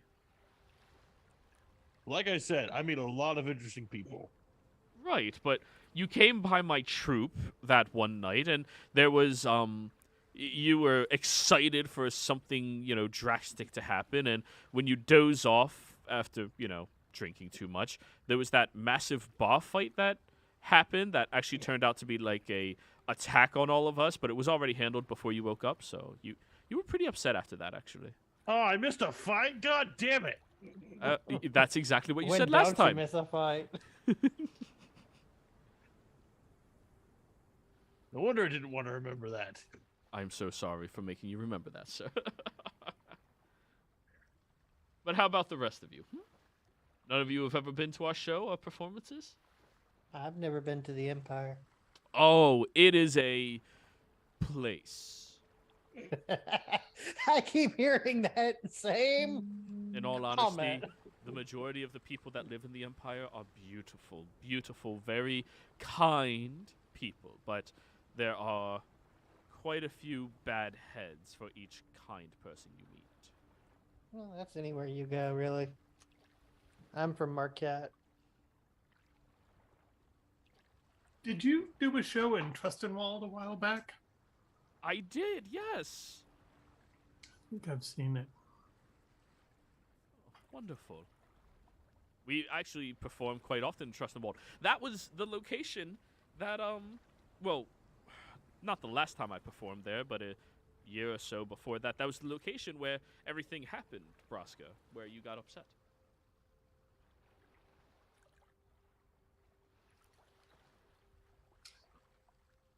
That was the turning point, Braska.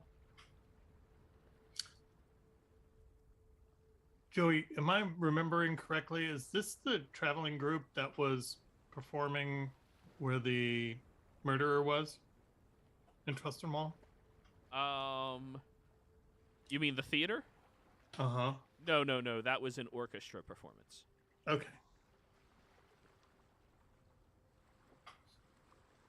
Okay, good. He can stay on the boat then. We could always use them as bait. So has it become too dangerous to tour the Empire anymore? Is that why you're, or are you just out traveling? Many of our troupe are individuals who draw attention around the Empire's guard and those that are less welcoming of diversity, let's say. Like us. Correct. I've just motioned to the fact that none of us are human. I've always had a soft spot, and he is human, like very clearly human. I've always had a soft spot. My brother, he is a half-orc, and I grew up seeing all of that, so I wanted to create a nice little community of individuals who look out for one another, take care of one another, and make sure that they always have whatever it is they're needing or looking for. That's very Always. nice of you. And it's always nice to have a place to call home. Of course. But now it turns out that the Empire might not be too receptive of us anymore, so for our own safety, we skedaddled. And I don't blame you there. Yes. I wouldn't want to be anywhere where people don't want me either. Is there an actual physical war going on in the Empire, or is the Empire predominantly fighting offshore? Well, as far as I've heard, there's no big battles happening yet, but inside the Empire it's becoming a bit too You know? totalitarian, let's call it. Right. Mm. Yes. I mean, it does have a king. Well, Well, I mean, the kingship doesn't... I There's was told my kind wouldn't be welcome there, so probably I kinda not stay away. anyone with scales or wings or feathers, typically speaking. Dragon skull faces. Right. But Yeah, I worked long and hard to make this. it's a wonderful craft as well. May I see it? I can't take it off. Very well, I understand. People get attached to the things. It's more that the thing is now physically attached. That seems a bit too hardcore for my taste, but okay. As he's talking, you see this really old human walk above deck, and he's carrying behind him this very long schlom. Fuck. Honey one? It's like a base, but like thinner towards the body down to the bottom. Cello? Huh? Oh, not a cello. Sorry. Not a cello. No, it's like a cello, but like it's thinner down towards the bottom. An ord, maybe. Maybe. I forget what it's called. But the individual kind of like looks towards all of you, and he has a moment of scrutiny before softening and walking over to Wandrich and whispering something in his ear. Would you like some honey one? No thanks. He It's just from my homeland. nods and keeps moving. Well, turns out a couple of my men are feeling a little seasick down below, so I need to go check on them and make sure they're all right. None of you would have tea, would you? No, but I could help cure that if you wanted. If it's not a Honey imposition. tea? Tea, yes. Hang on. Give me a second. It is a new day. Something to settle the tummy, you know? Yep. Give me just a second. I just got to double check. I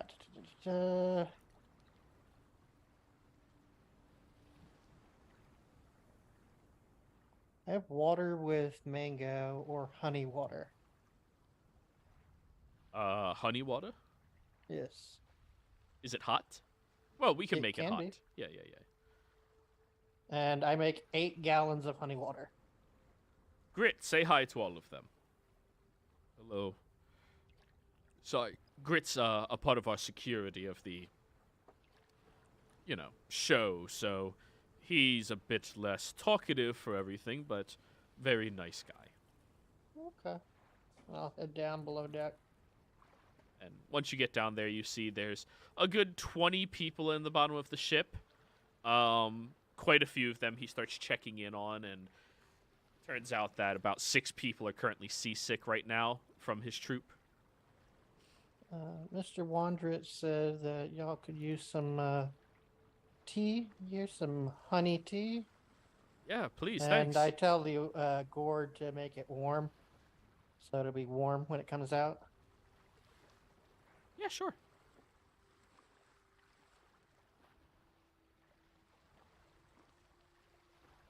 So, you help take care of all of them, and Wandrich walks with you all a little bit of ways. Thank you all so very much for being accommodating. I'm feeling quite good about going to Xhorhas. You always hear the horror stories about what Xhorhas is like, right? But, No, what are they? Oh! Well, first off, humans aren't very well liked there because of our association with the Empire. And we also know that though they allow everybody to be out there, it's more lawless of a territory. I mean, there are laws in place, but this seems, by comparison of the Empire, to be lawless, They have their own ways of doing things, and they describe it as barbaric, but maybe it's just different, Maybe. Fair. So what are all of you doing here? We're making our way over to what did they call it? It's not a town. It's something smaller than a town. A place called Charis? Smaller than a town.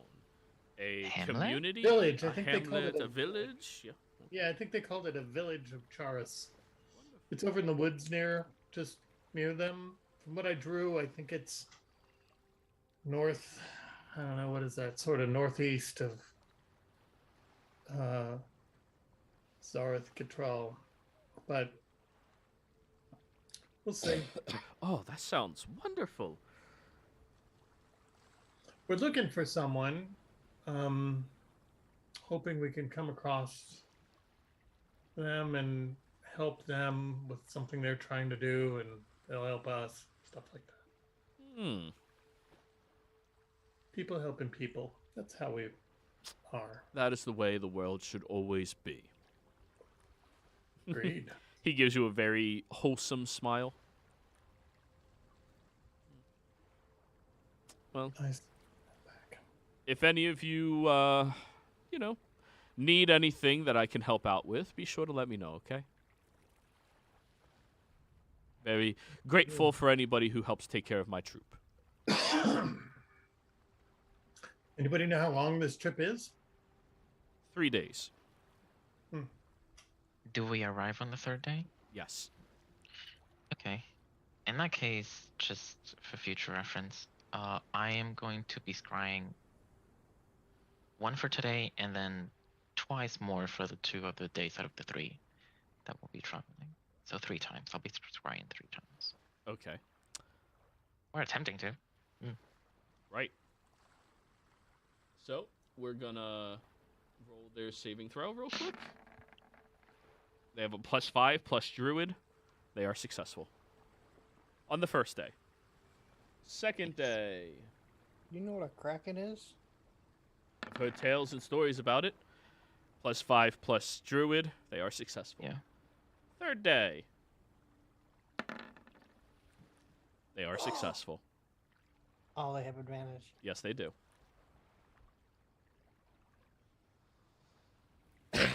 But that's just us taking care of that beforehand. You're not there yet. Krakens, yes, I've heard stories about them. Never met one. I heard there's one somewhere around the shorelines of Jorhas.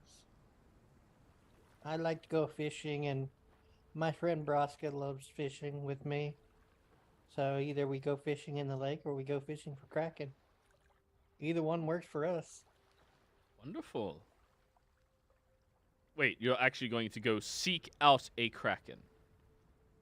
It wouldn't be the first time we sought out something I think hostile in the water. for your own safety, you should probably reconsider. I don't know much about the species. Is it like a sea turtle or a dragon turtle?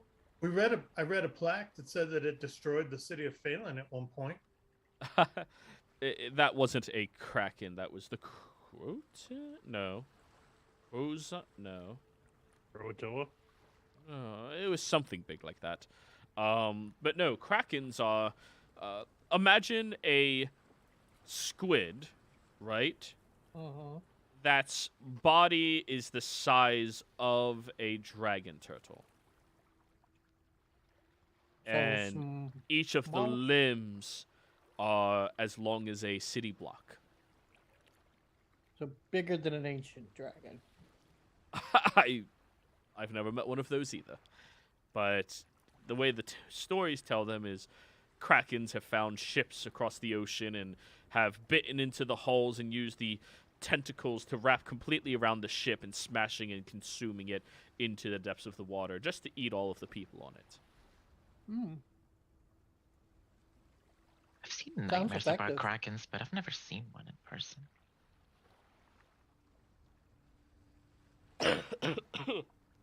If you saw one, would you be able to become one? What? They're not beasts. I mean, maybe I can't become anything. Oh wait, you have a druid, right? You said that to me, right?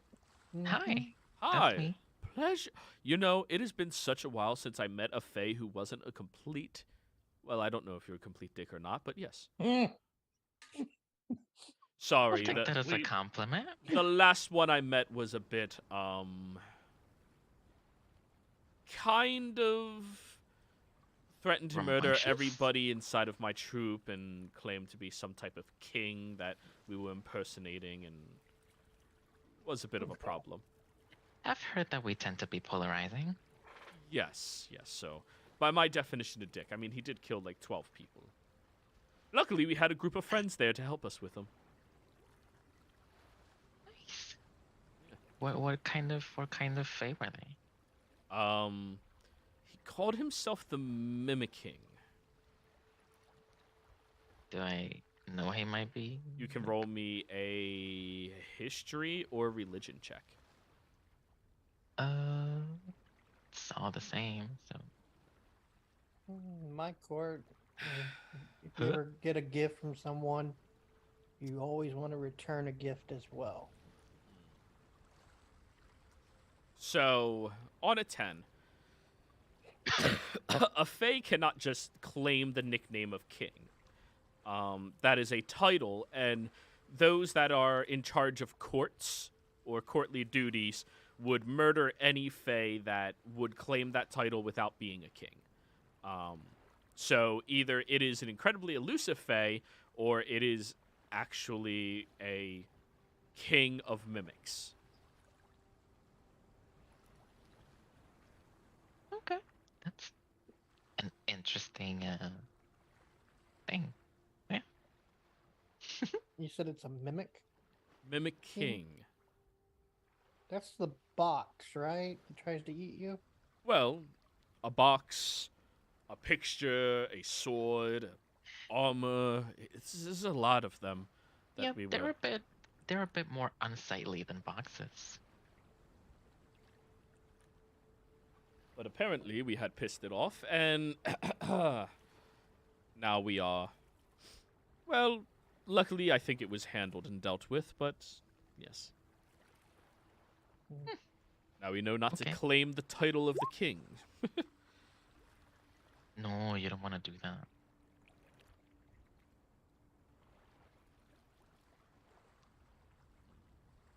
Did he not like the show? What made him attack? Apparently we were impersonating him, so he felt pissed off. I didn't believe I was impersonating him, or there may have also been somebody in my troop who stole his dagger from a place. You know, running a circus, especially as large as ours, is incredibly expensive. So you have to find alternative routes to making money. Right. Of course. You know, someone offers you a dagger in exchange for a ticket for your show, you know? You gotta find some way to sell it or make use of it. Yes, that's what happened.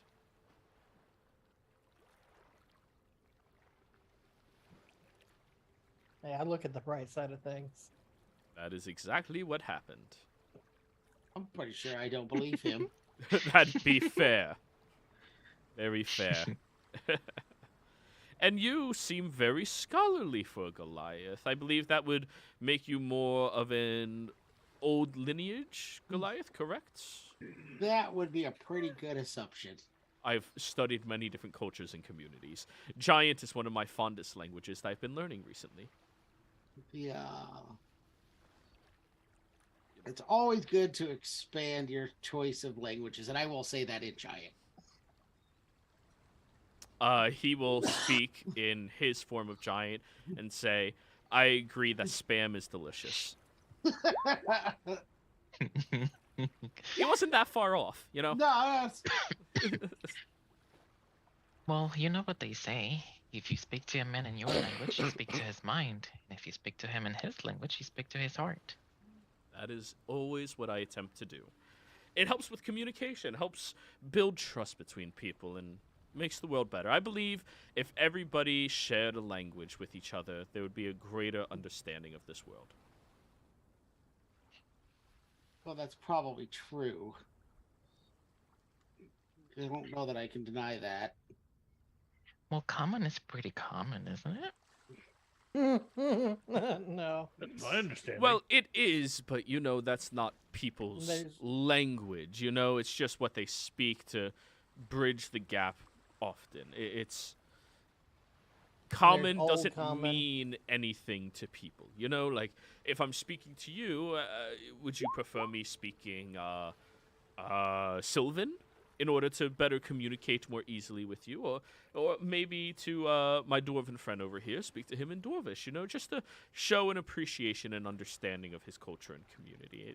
It makes people feel more welcome when you do that, you know? This is why I learned tongues.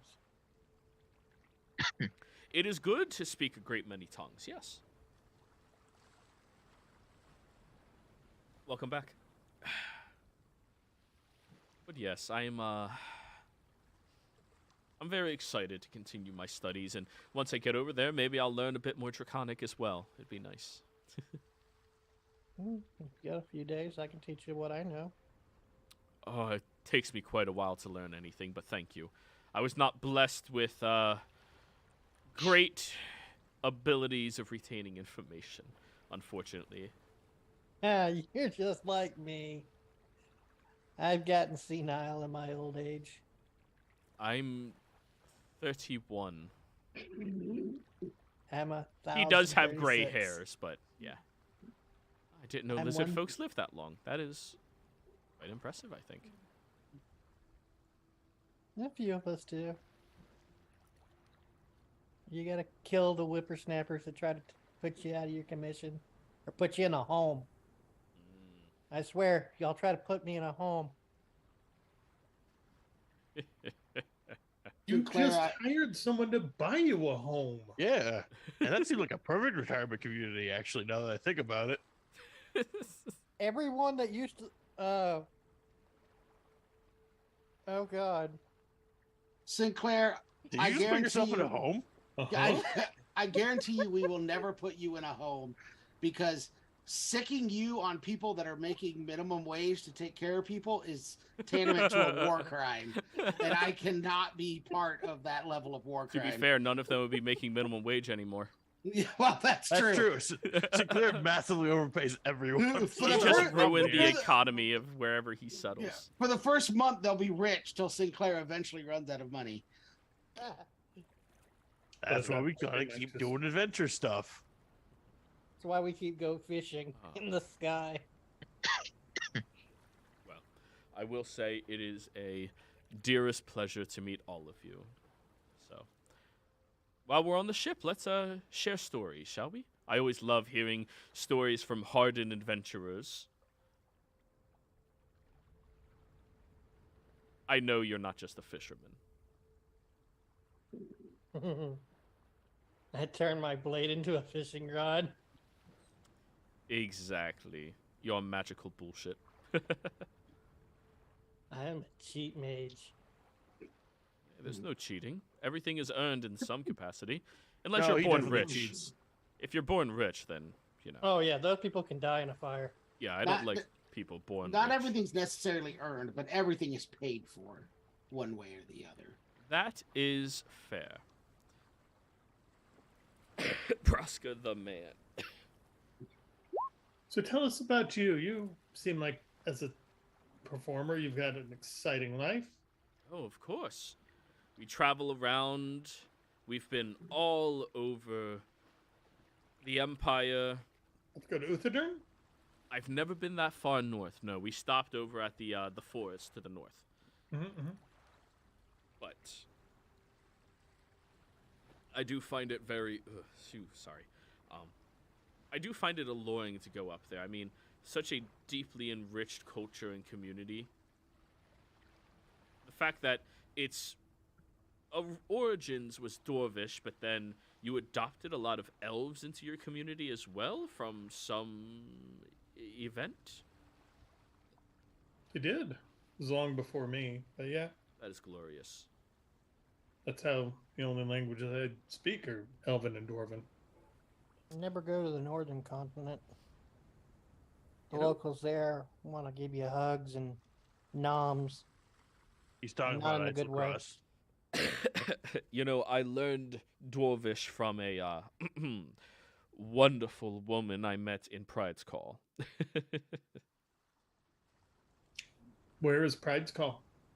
In the Empire. It's southwest words a little bit. Uh-huh. Neat. Yeah, we recently met with someone who had some acquaintances move there, I guess. It's the first I'd ever heard of it. Yeah. I've mostly been to places like Trustenwald. And I think that's sort of it. Somewhere, a little further west of there at one point. But mostly we've been on the Menagerie Coast. In case I do have to remind you guys, Pride's Call is the destination of the other party's father. They said he lives there with a bunch of other people you were introduced to, or introduced about. Mm. People from the insane asylum, right? Yes. The sanctum, yeah. There was a doctor and a tiefling that had. AOJ Move and there. a doctor, yeah. I have it written down, but I don't know that it's necessary right now. Yes. Well, Argon, who was the person who... Didn't we want to meet someone in Pride's Call from the... something? The doctor. Realm? Well, he mentioned that he knew a Dr. Trudal and an AOJ, but I don't really remember there being any real discussion about what they would know that would help us. Just that they came from the same area where they had found other stuff.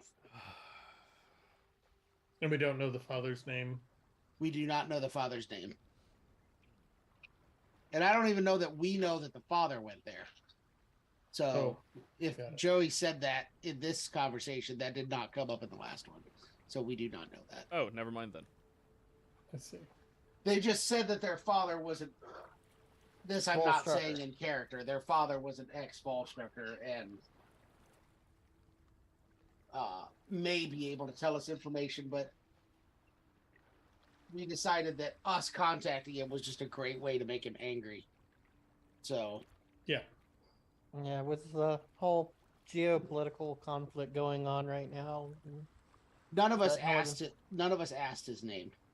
So I intentionally did not ask his name. Conversing with folks in the Empire's quite hard unless you can physically go there. I agree. And as you can tell, our kind would probably not be welcomed right now with the whole state of the world. Well, yes, that's exactly what I said a little bit ago. So hopefully they're doing well and they make it through these trying times, but until then, we do like fishing and traveling to a new country or territory that we've never been to before is interesting. I agree. I'm always excited to go to new places. New experiences and beautiful wonders to behold. See what I can't learn from their community and introduce it into our shows. Exactly. So y'all, you're minstrel? Maestro. Maestro, sorry. It's all right. I assure you I'm not that old, nor am I that gender. Do your Oh, that's a gender. Oh. No. I'm pretty sure he said minstrel, not Yes. menstrual. Or Oh. Sinclair said minstrel, not Sorry, minstrel. that's what I heard. I heard minstrel. I did it first too, but I think it's another term for bard. Yes, without but being Yes. I bard. heard menstrual, like menstrual Yeah. cycle. he said minstrel. Like but she I get, jumped on a menstrual cycle and ran my ass over, you know? I at very first heard the same thing you did, but the back of my head realized that what he actually said was minstrel, as in a Mm. bard. Gotcha. So yeah, Sinclair was not making some weird joke. Okay. For once. So I would take it that that's kind of like y'all's thing is to travel and Mm-hmm. seek out new lore and experiences, Of course. just like us adventurers do, and it's why we like fishing. You never know what you'll provoke when you go fishing. Oh, so you all must be fans of sky fishing, huh? Oh, I've been told I'm not allowed to skyfish in Marquette ever again. I've We been told I'm killed not the allowed to red do it dragon. anywhere. Wonderful. We killed a is an adult skyfishing dragon. Yeah. thing in the What? is sky fishing a thing in the Empire? No, it's stories I've heard about people who go and try to provoke something powerful, and they fish usually for things in the skies, like griffins and stuff like that. Oh, we thought we hit parrots. Turns out they're scaly and they're babies. We are on a boat full of dragon people. Just saying. Dragonborn just walks by and squints at you. Would you like a Withers original? Yeah. Jesus. And I show him a gold coin. Oh, jeez. He just keeps walking. Well, I guess it's time to get Grandpa to bed. Wonderful speaking to you all. I'll see you over the next few days. Very well. Sleep well. Of course. Capriccio, if you're interested in conversations, I would love to learn some more about the Fae. I mean, hopefully there's more like you that aren't dicks. Lots of us, I promise. Oh, that's what I'm hoping to learn. I cross my fingers behind my back. I'm gonna say I'm pretty sure that was a broad stroke saying Vast Capricio's majority of not. Fae are, in fact, dicks. I still haven't met one that's not. that somebody's still holding on to my Wow. toe. At least Capriccio's a little dick, you know? Get it? Let's Because you're see. small. It's Sunbeam. That's There Sinclair. you go. Sunbeam and Sinclair.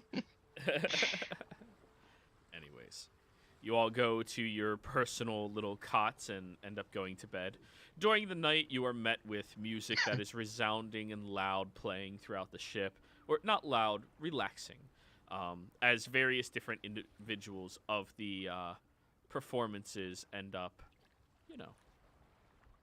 performing. Rehearsing. Whatever is happening, I will do my best to turn it into a party every single night. Quite a few of them will, in fact, party with you and have a wonderful time exploring, what do you call it? Exploring the music of your culture and community. They have quite a few adept bards as well. But yeah, I'm sure I'll get to know them very well.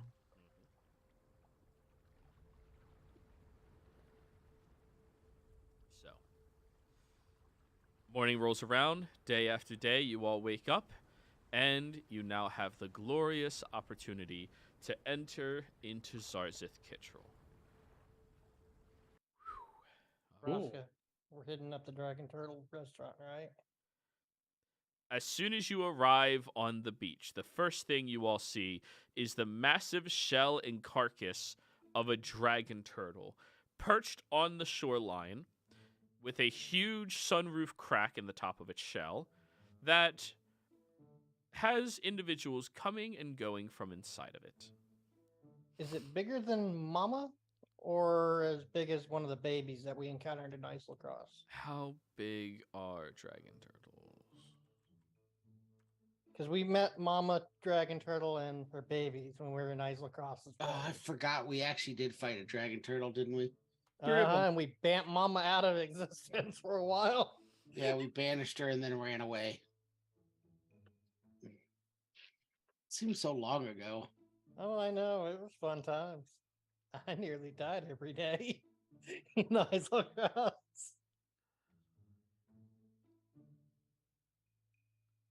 That was on the way to Islecross? I thought that was sooner. It Than was on that. the Yeah, boat. it's when we got picked up by the boat. Oh, yeah.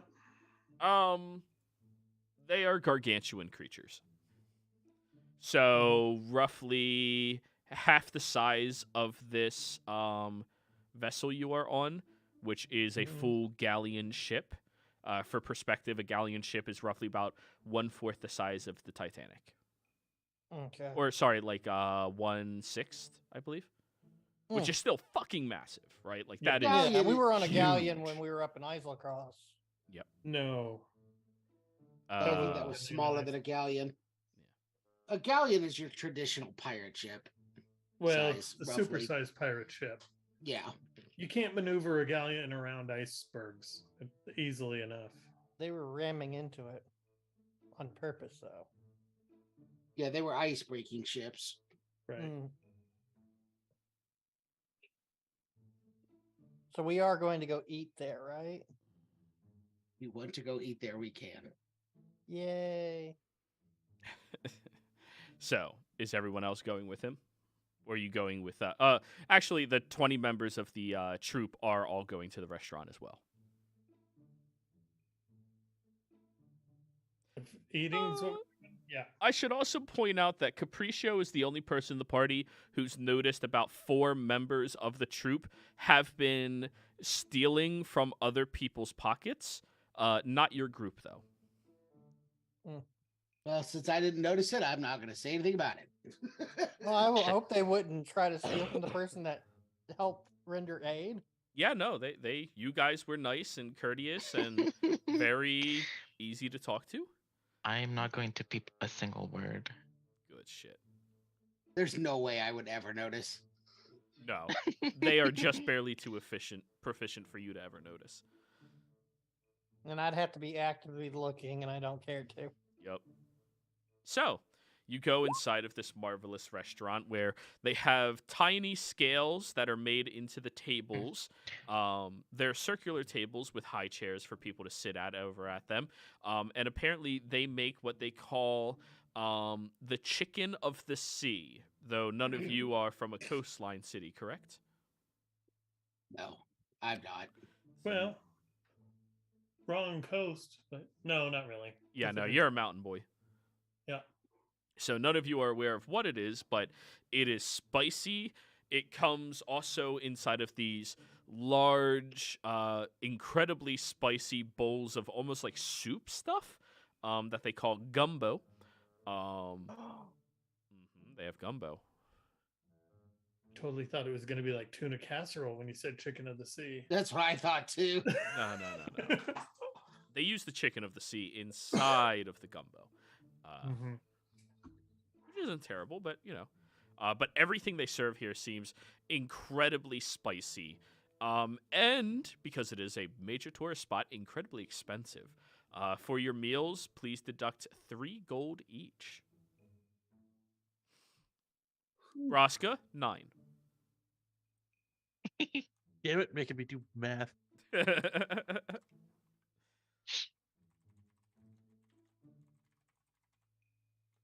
Is it over a bed of rice? Yes, it is. It's all very delicious homemade food that you all get to enjoy. I haven't ate this good since Mama Marvelous made us 1,000 teeth. Many of the Dragonborn seem very pleased with the fact that you guys are enjoying it. It is. It's delicious. Compliments. They all seem very excited. And the troop all leaves a very generous tip. Capriccio, by your estimates, they probably only retained a little bit of the gold that they stole after tipping it all to the workers. They steal a lot, but they give a lot. Mm-hmm. So they also have what they call spiced wine, which is incredibly spicy wine. Anybody who is not resistant to fire damage, even part of the time, you need to give me a Constitution saving throw. Fordrum, it tastes so good. Mhm. I will buy a bottle of wine for to go. So I am resistant part of the time, but so yes. No, you don't have to make the save. You and Fordrum cool. don't. I'm immune. You're immune to fire? Yes, now I am. Oh, yeah, the mask. All right, then the 3 of you are fine. Argan and Capriccio, you've spent enough time around different cultures and communities that make very hot food. This is very nice tasting. It does leave you having to wipe your nose a couple of times, but that just means it's good. How much is the bottle? 1 bottle is going to be 1 gold. Can I Okay, cheat Can I cheat under my breath and prestidigitate away some of the spice? Yes, you can. Okay, I that's just how I hand- passed. I hand the chef who hands me the bottle a platinum. Thank you so much for the home cooking. Capriccio, you hear one of the troops go, "Are you sure we're not allowed to steal from them?" Nah, Wanderer said they're not our targets, ever. All right. Easy lifting off of the fucking tall dude. Yeah, I know.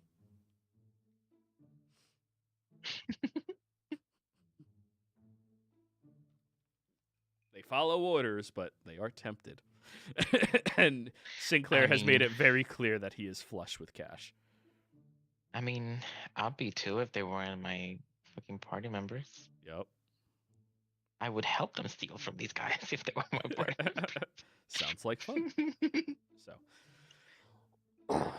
after your meal, you all wander up towards the city itself, where you see the magnificently large stone carved and chiseled walls. They have these long slopes and grooves where you see currently there is water flowing down into these small pools that seems to be draining somewhere else as you are sitting there.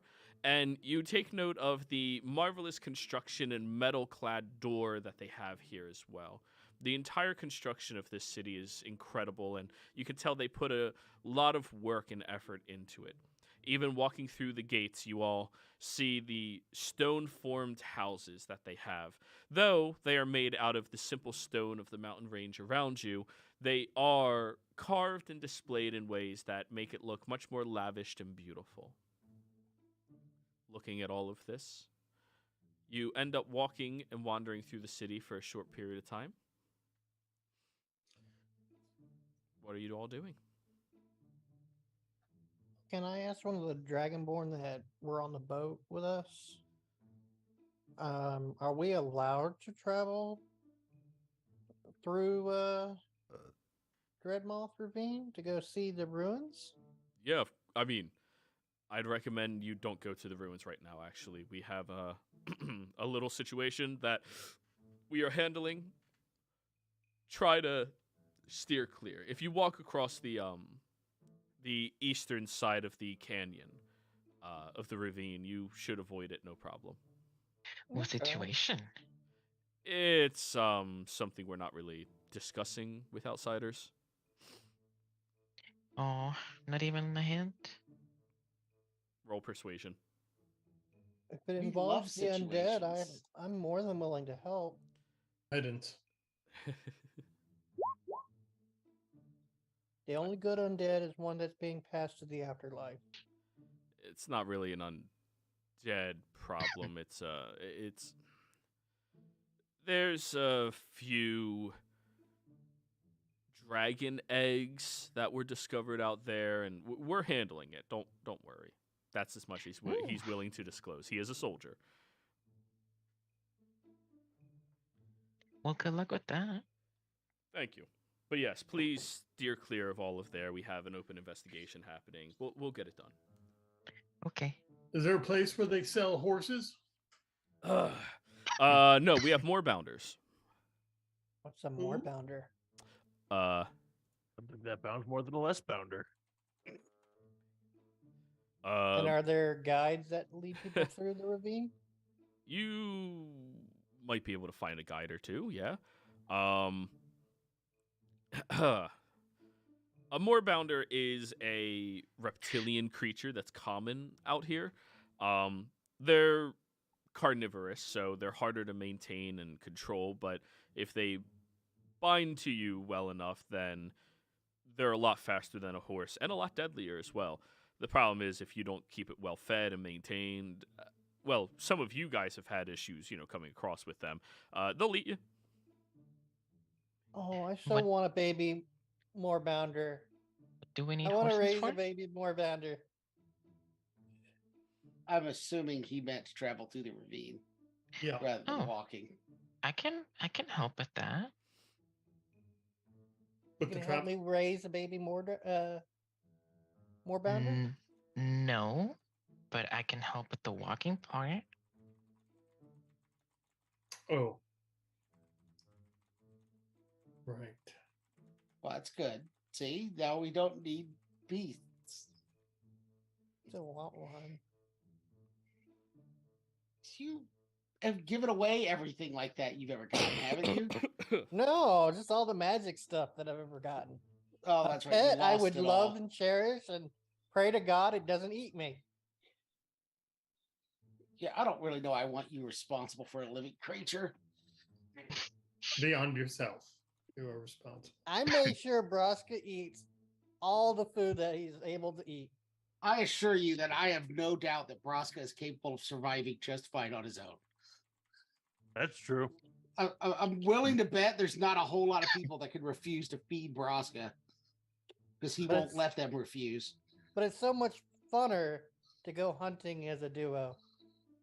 Hey, big guy, you want to try some chorizo? Hell yeah. What's that? What do you guys call it over on the coast?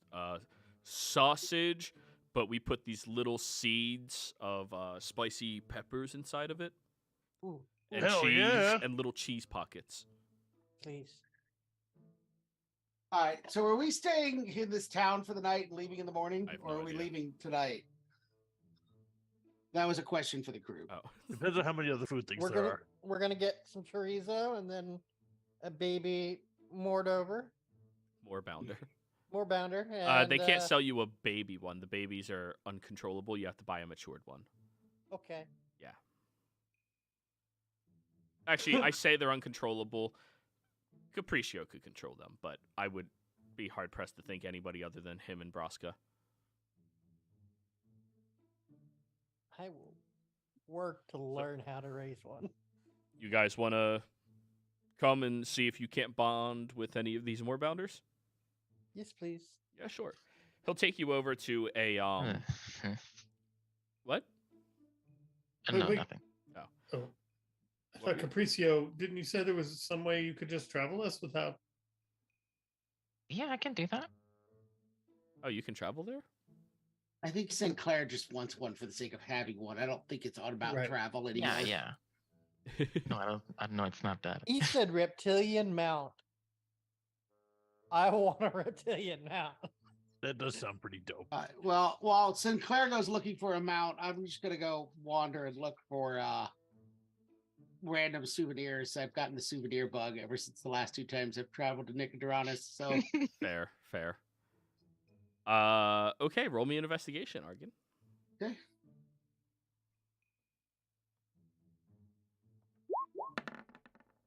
28. Ooh, what would be something specific to this territory? 1 second.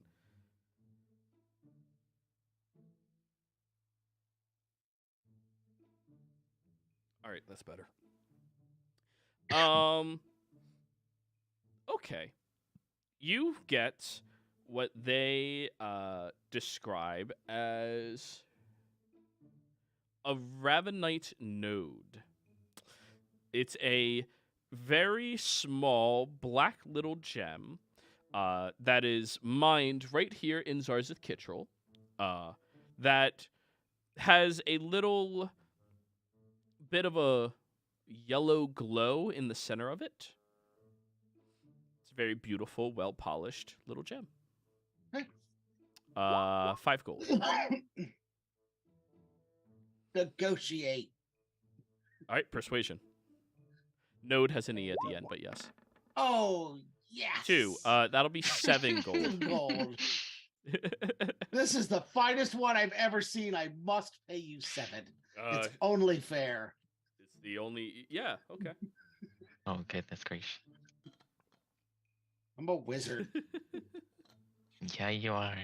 To be fair, that was a natural 1.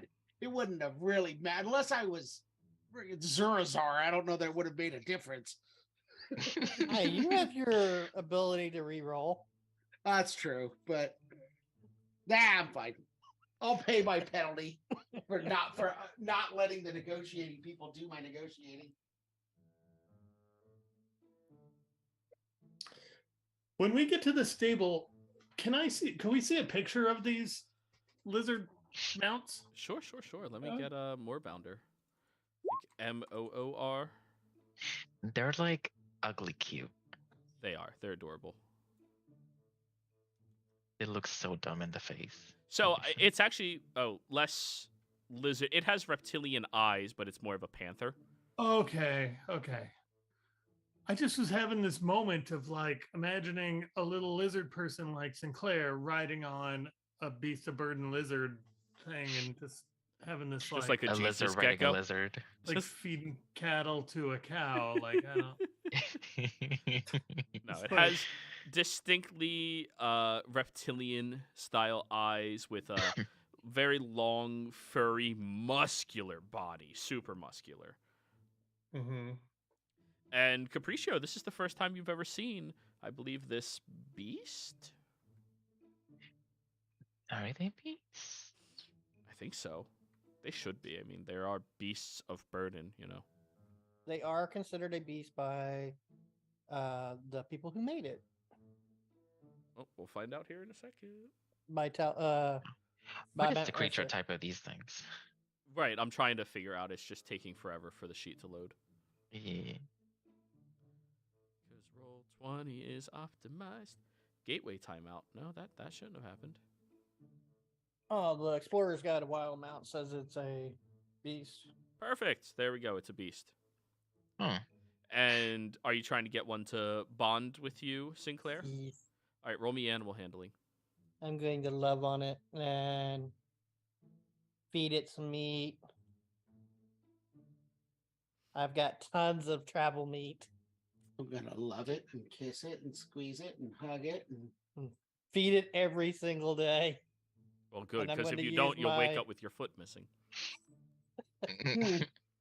So I will get a limb missing if I try to take food from Braska, and I will get a limb removed if I fail to feed my moorbounder. Correct. So roll me your animal handling. I'm going to use my lore keeper Go to roll for with it. advantage. You know, the real difference is you didn't have to roll a animal handling to be Broska's friend. 16. Good call on that advantage. Yep. It seems to respect you enough to do some basic commands, but the only thing you can get it to do is go and stop. There is the expectation that you feed it 3 rations a day that are just meat. They are carnivorous. And you're kind of feeding like Dwayne The Rock Johnson, right? Like it's just all muscle mass. So it's like I'm riding Broska, Basically. but on 4 legs. So, as we are doing this, is this because we are going to be renting these and riding, or are we not, and we're just getting a pet? I think Sinclair's getting a pet because Okay. Crucio said he has a better way of getting us there. Oh, that Cool. is also 100 gold, Sinclair. Sorry, 150. That's an expensive pet. Well, it's not just a normal pet. It's bound to you. Alrighty. Question. Do they give me a book on, like, raising it and whatnot? And Nope. They just tell you make sure you feed it every day, never miss a meal, and hey, it'll listen to you as much as it wants to. They're incredibly intelligent creatures. It's just it'll listen as much as it wants. give them 15 platinum. Yeah. Your Warbounder and you. Anybody else want to get one? No. No. Okay. I'm kind of already one, apparently. So I'm not You the pet require acquiring more type. food. by the hour it takes for Sinclair to adopt this creature, you get back arguing with your pretty new gem. Thank you. Oh, that's nice. Are you Yeah. showing it off, or you just? I'll show it off because I knew you'd appreciate it. Oh, that is What? nice. What is that shiny? It's a local gemstone they mine here. You have stone cutting proficiency, right? Me? Mhm. Jewelers. Jewelers. All right, roll me jewels utilizing wisdom.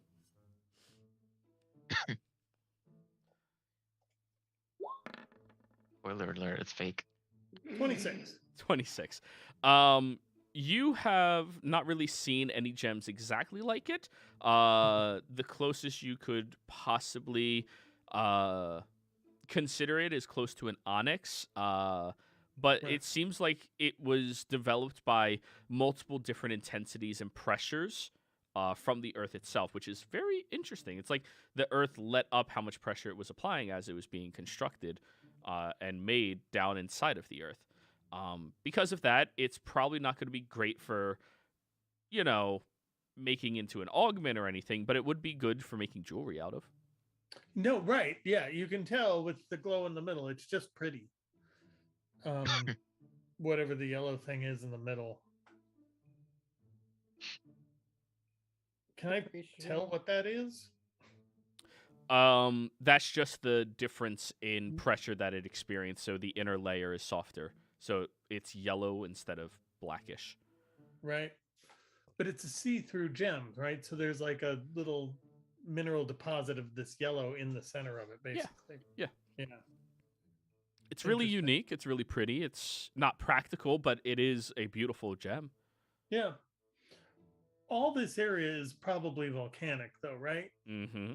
Yeah. So that's why. I hold it back to Argon and I go, do you want to know how it was I think it was made, or just take it for the pretty gem that it is? No, Well- sure. Give me an explanation about it. Okay.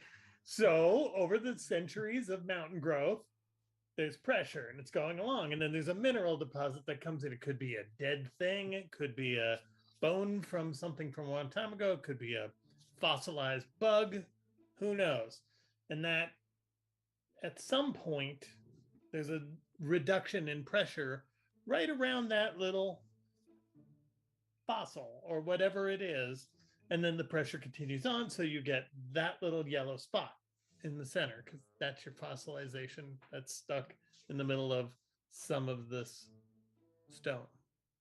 What I want to know is how big is the stone originally where they found this little fossilization? And then are there lots of little fossilizations like this all throughout the stone? Because a big one would be really neat because it would be all spotted and potentially leopard print looking, but that's an art project for a later day, I think. You're so nerdy for rocks, Fortune. I am. It's like his nephew. Don't forget to buy some dirt for the stable, Sinclair, for when you inevitably have to bury that pet. Oof. Oof. Hey, don't be accurate. If anyone's gonna die,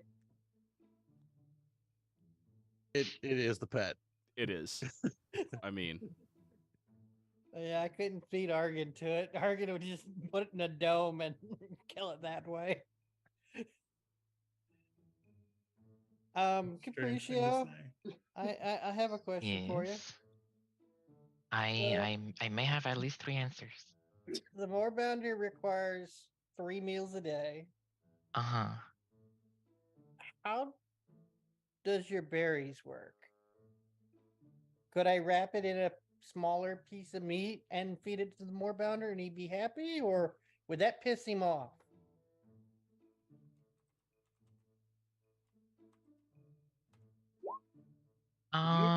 I mean, 1 berry can satisfy you for a whole day, but I'm not sure if he'd be happy about it. you may roll animal handling, Capriccio, if you would like to check. Like, it's still getting the meat, it's just not getting as much meat, but it's getting fed. Yeah, I mean, this is probably carnivorous. I might not enjoy my berries. Carnivorous creatures would not tolerate something like that. It's not just about the meat in its diet, it's about the thrill of eating something that was once living. It It's is also a its digestive system predator. as well. Yeah. Yeah, it's not gonna settle well with it. Oh, wait, no, it's not actually a predator. It is a prey, but it would still not be happy with it. That thing is prey. Yeah, it's a prey. Look at the eyes. They're positioned on the sides of the head. I don't know anything anymore. Eyes on the front means predator because they need better sight during night and other times while hunting. Eyes on the side Yeah. means they need wider peripheral visions to stay alive. Those are prey. And they also have tusks, which are used to protect themselves. Interestingly Yeah, the enough, Trask has spines on its back. the majority don't of think dragons D&D was created are with creatures of perfect text on. prey. Which makes you think. Well, Capriccio, do you think you could teach me how to better handle my new friend and make sure he gets his, proper feedings? This will be a way for us to bond after the deck incident. Well, you see, I like animals. They're very nice. They're part of nature. I just prefer to not impose myself in their territories. And yeah. Just the furry babies are not my thing. Yeah, He's a scale baby. that's not skill. Is it not scales? No. No, Or it's is it just a furry. It split? has reptilian eyes, Oh, but it's okay. mostly furry. Yeah, it's not. Oh, they are. You know, And you're asking the druid how to maintain your pet when it would prefer to not really have there be any beasts of burden. So Well, technically, it's not a beast to be. It's not normally rideable. It's more used as a hunting companion, I based thought off they of the signage. I thought they specifically told us that these were riding beasts. They are beasts of burden, yes. Yeah. These are mount creatures. The problem is you have to make them accept you. Ah, Yeah. Okay, and that was the bonding Correct. process. Okay. Correct. All right. Well, we just have to go buy some more Teresa then. I Five asked the steps stable ahead of you. master, You could. how does there you this creature tolerate spicy food? It loves it, so long as it's Good. meat. We're Feed it buying meat. a lot of Teresa. Don't feed it anything other than meat. All right. What about Noted. cheese? Is the cheese surrounded by a lot more meat? Maybe. Could be. Then it should be fine. But don't try to be sneaky and feed this thing like it doesn't have the diet of a damn rabbit, you know? It's a carnivore. Yeah. Okay. Yeah, we just need to go get a bunch of Teresa sausages on the link. Yep, they give you a bunch of chorizo sausages for $1. Sorry, 1 gold. I'm gonna buy like 10 platinum worth. You have a fuck ton of it. Each 1 gold worth is 1 ration, so keep that in mind. So I have 100. I've got a month's worth of food. Noted. That's not how math works. It's 90. It's 100 rations. A month is 30 days. 3 times a day, that's 90. He gets 10 treats. Oh, okay. All right. That sounds right from what you said. It's 1 gold's worth is 1 ration. It requires 3 rations to be fed a day. He's right. 100 rations is what he just bought with And that. it's Oh, he roughly said a 10 month's worth. platinum. I apologize. I Yes. heard Yeah. 1 platinum. No. No. All right. All right, Capriccio, Get us traveling, Capriccio. how you gonna do this? Okay. Okay, everyone gather around me. And for the next minute, I'm going to be speaking in a language that none of you know as currents of wind begin to gather about us. And I am going to cast Wind Walk. I hope your kitten likes to fly.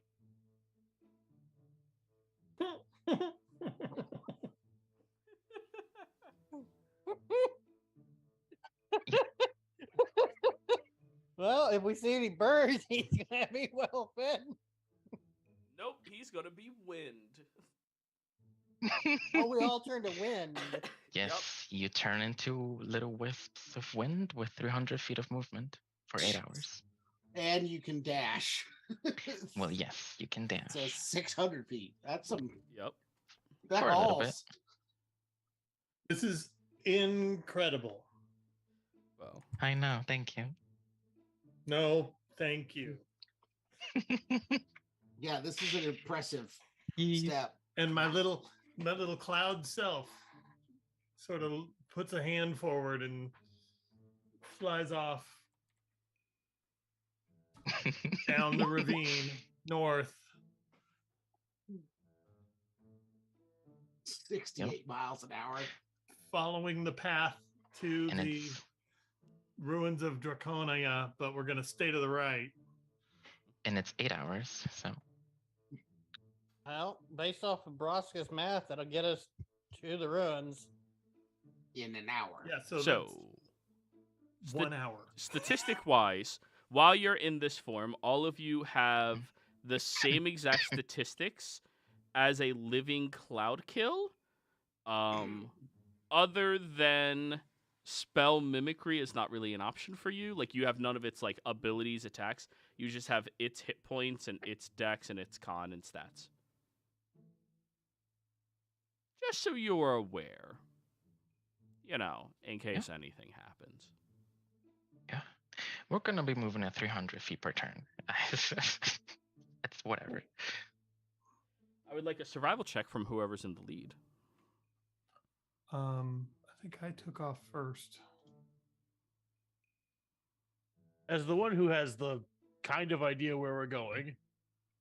Yeah. And I I'm like going to to throw use my my hat game in the ring. advantage because why not? Is it going to Go roll? for it. I did. Hopefully, roll 20s acted on a There. little bit. Nice. 23. 23.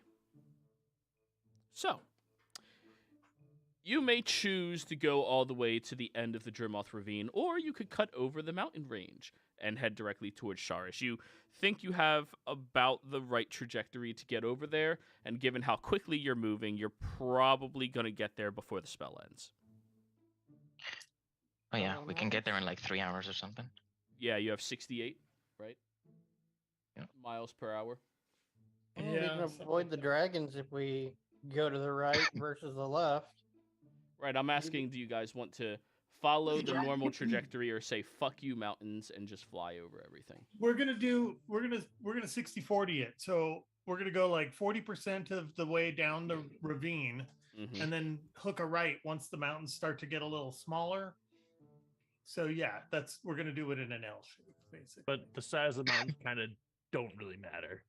But they do because I'm not very tall, and if I'm leading, that's just how Florida would do it. He'd go north for a little while. He'd be like, "Whoa, we're hauling balls," and then after about 20 minutes, he'd be like, "Let's just turn and go over this way." Plus, I don't like high altitudes. You're They a kinda cloud. suck. You'll be fine. Yeah. I'm more curious about how the Morabounder is You won't know till we taking land. this. I'm just holding on to it, praying it's still following. You're both clouds. You cannot hold on to it. I think the biggest problem is that it's gonna miss a meal. I would like a I would like a survival check. Sorry, percentile die. Okay, here we go. D100. Don't worry, I'm good at these. Yup.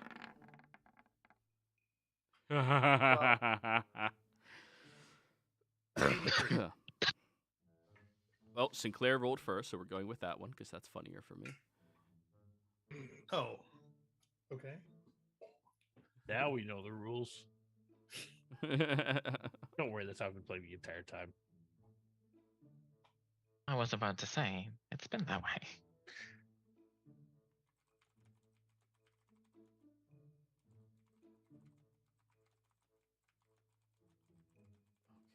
I need somebody to roll a d6. Forgem, do that one. And no, right as we land, it would be feeding time.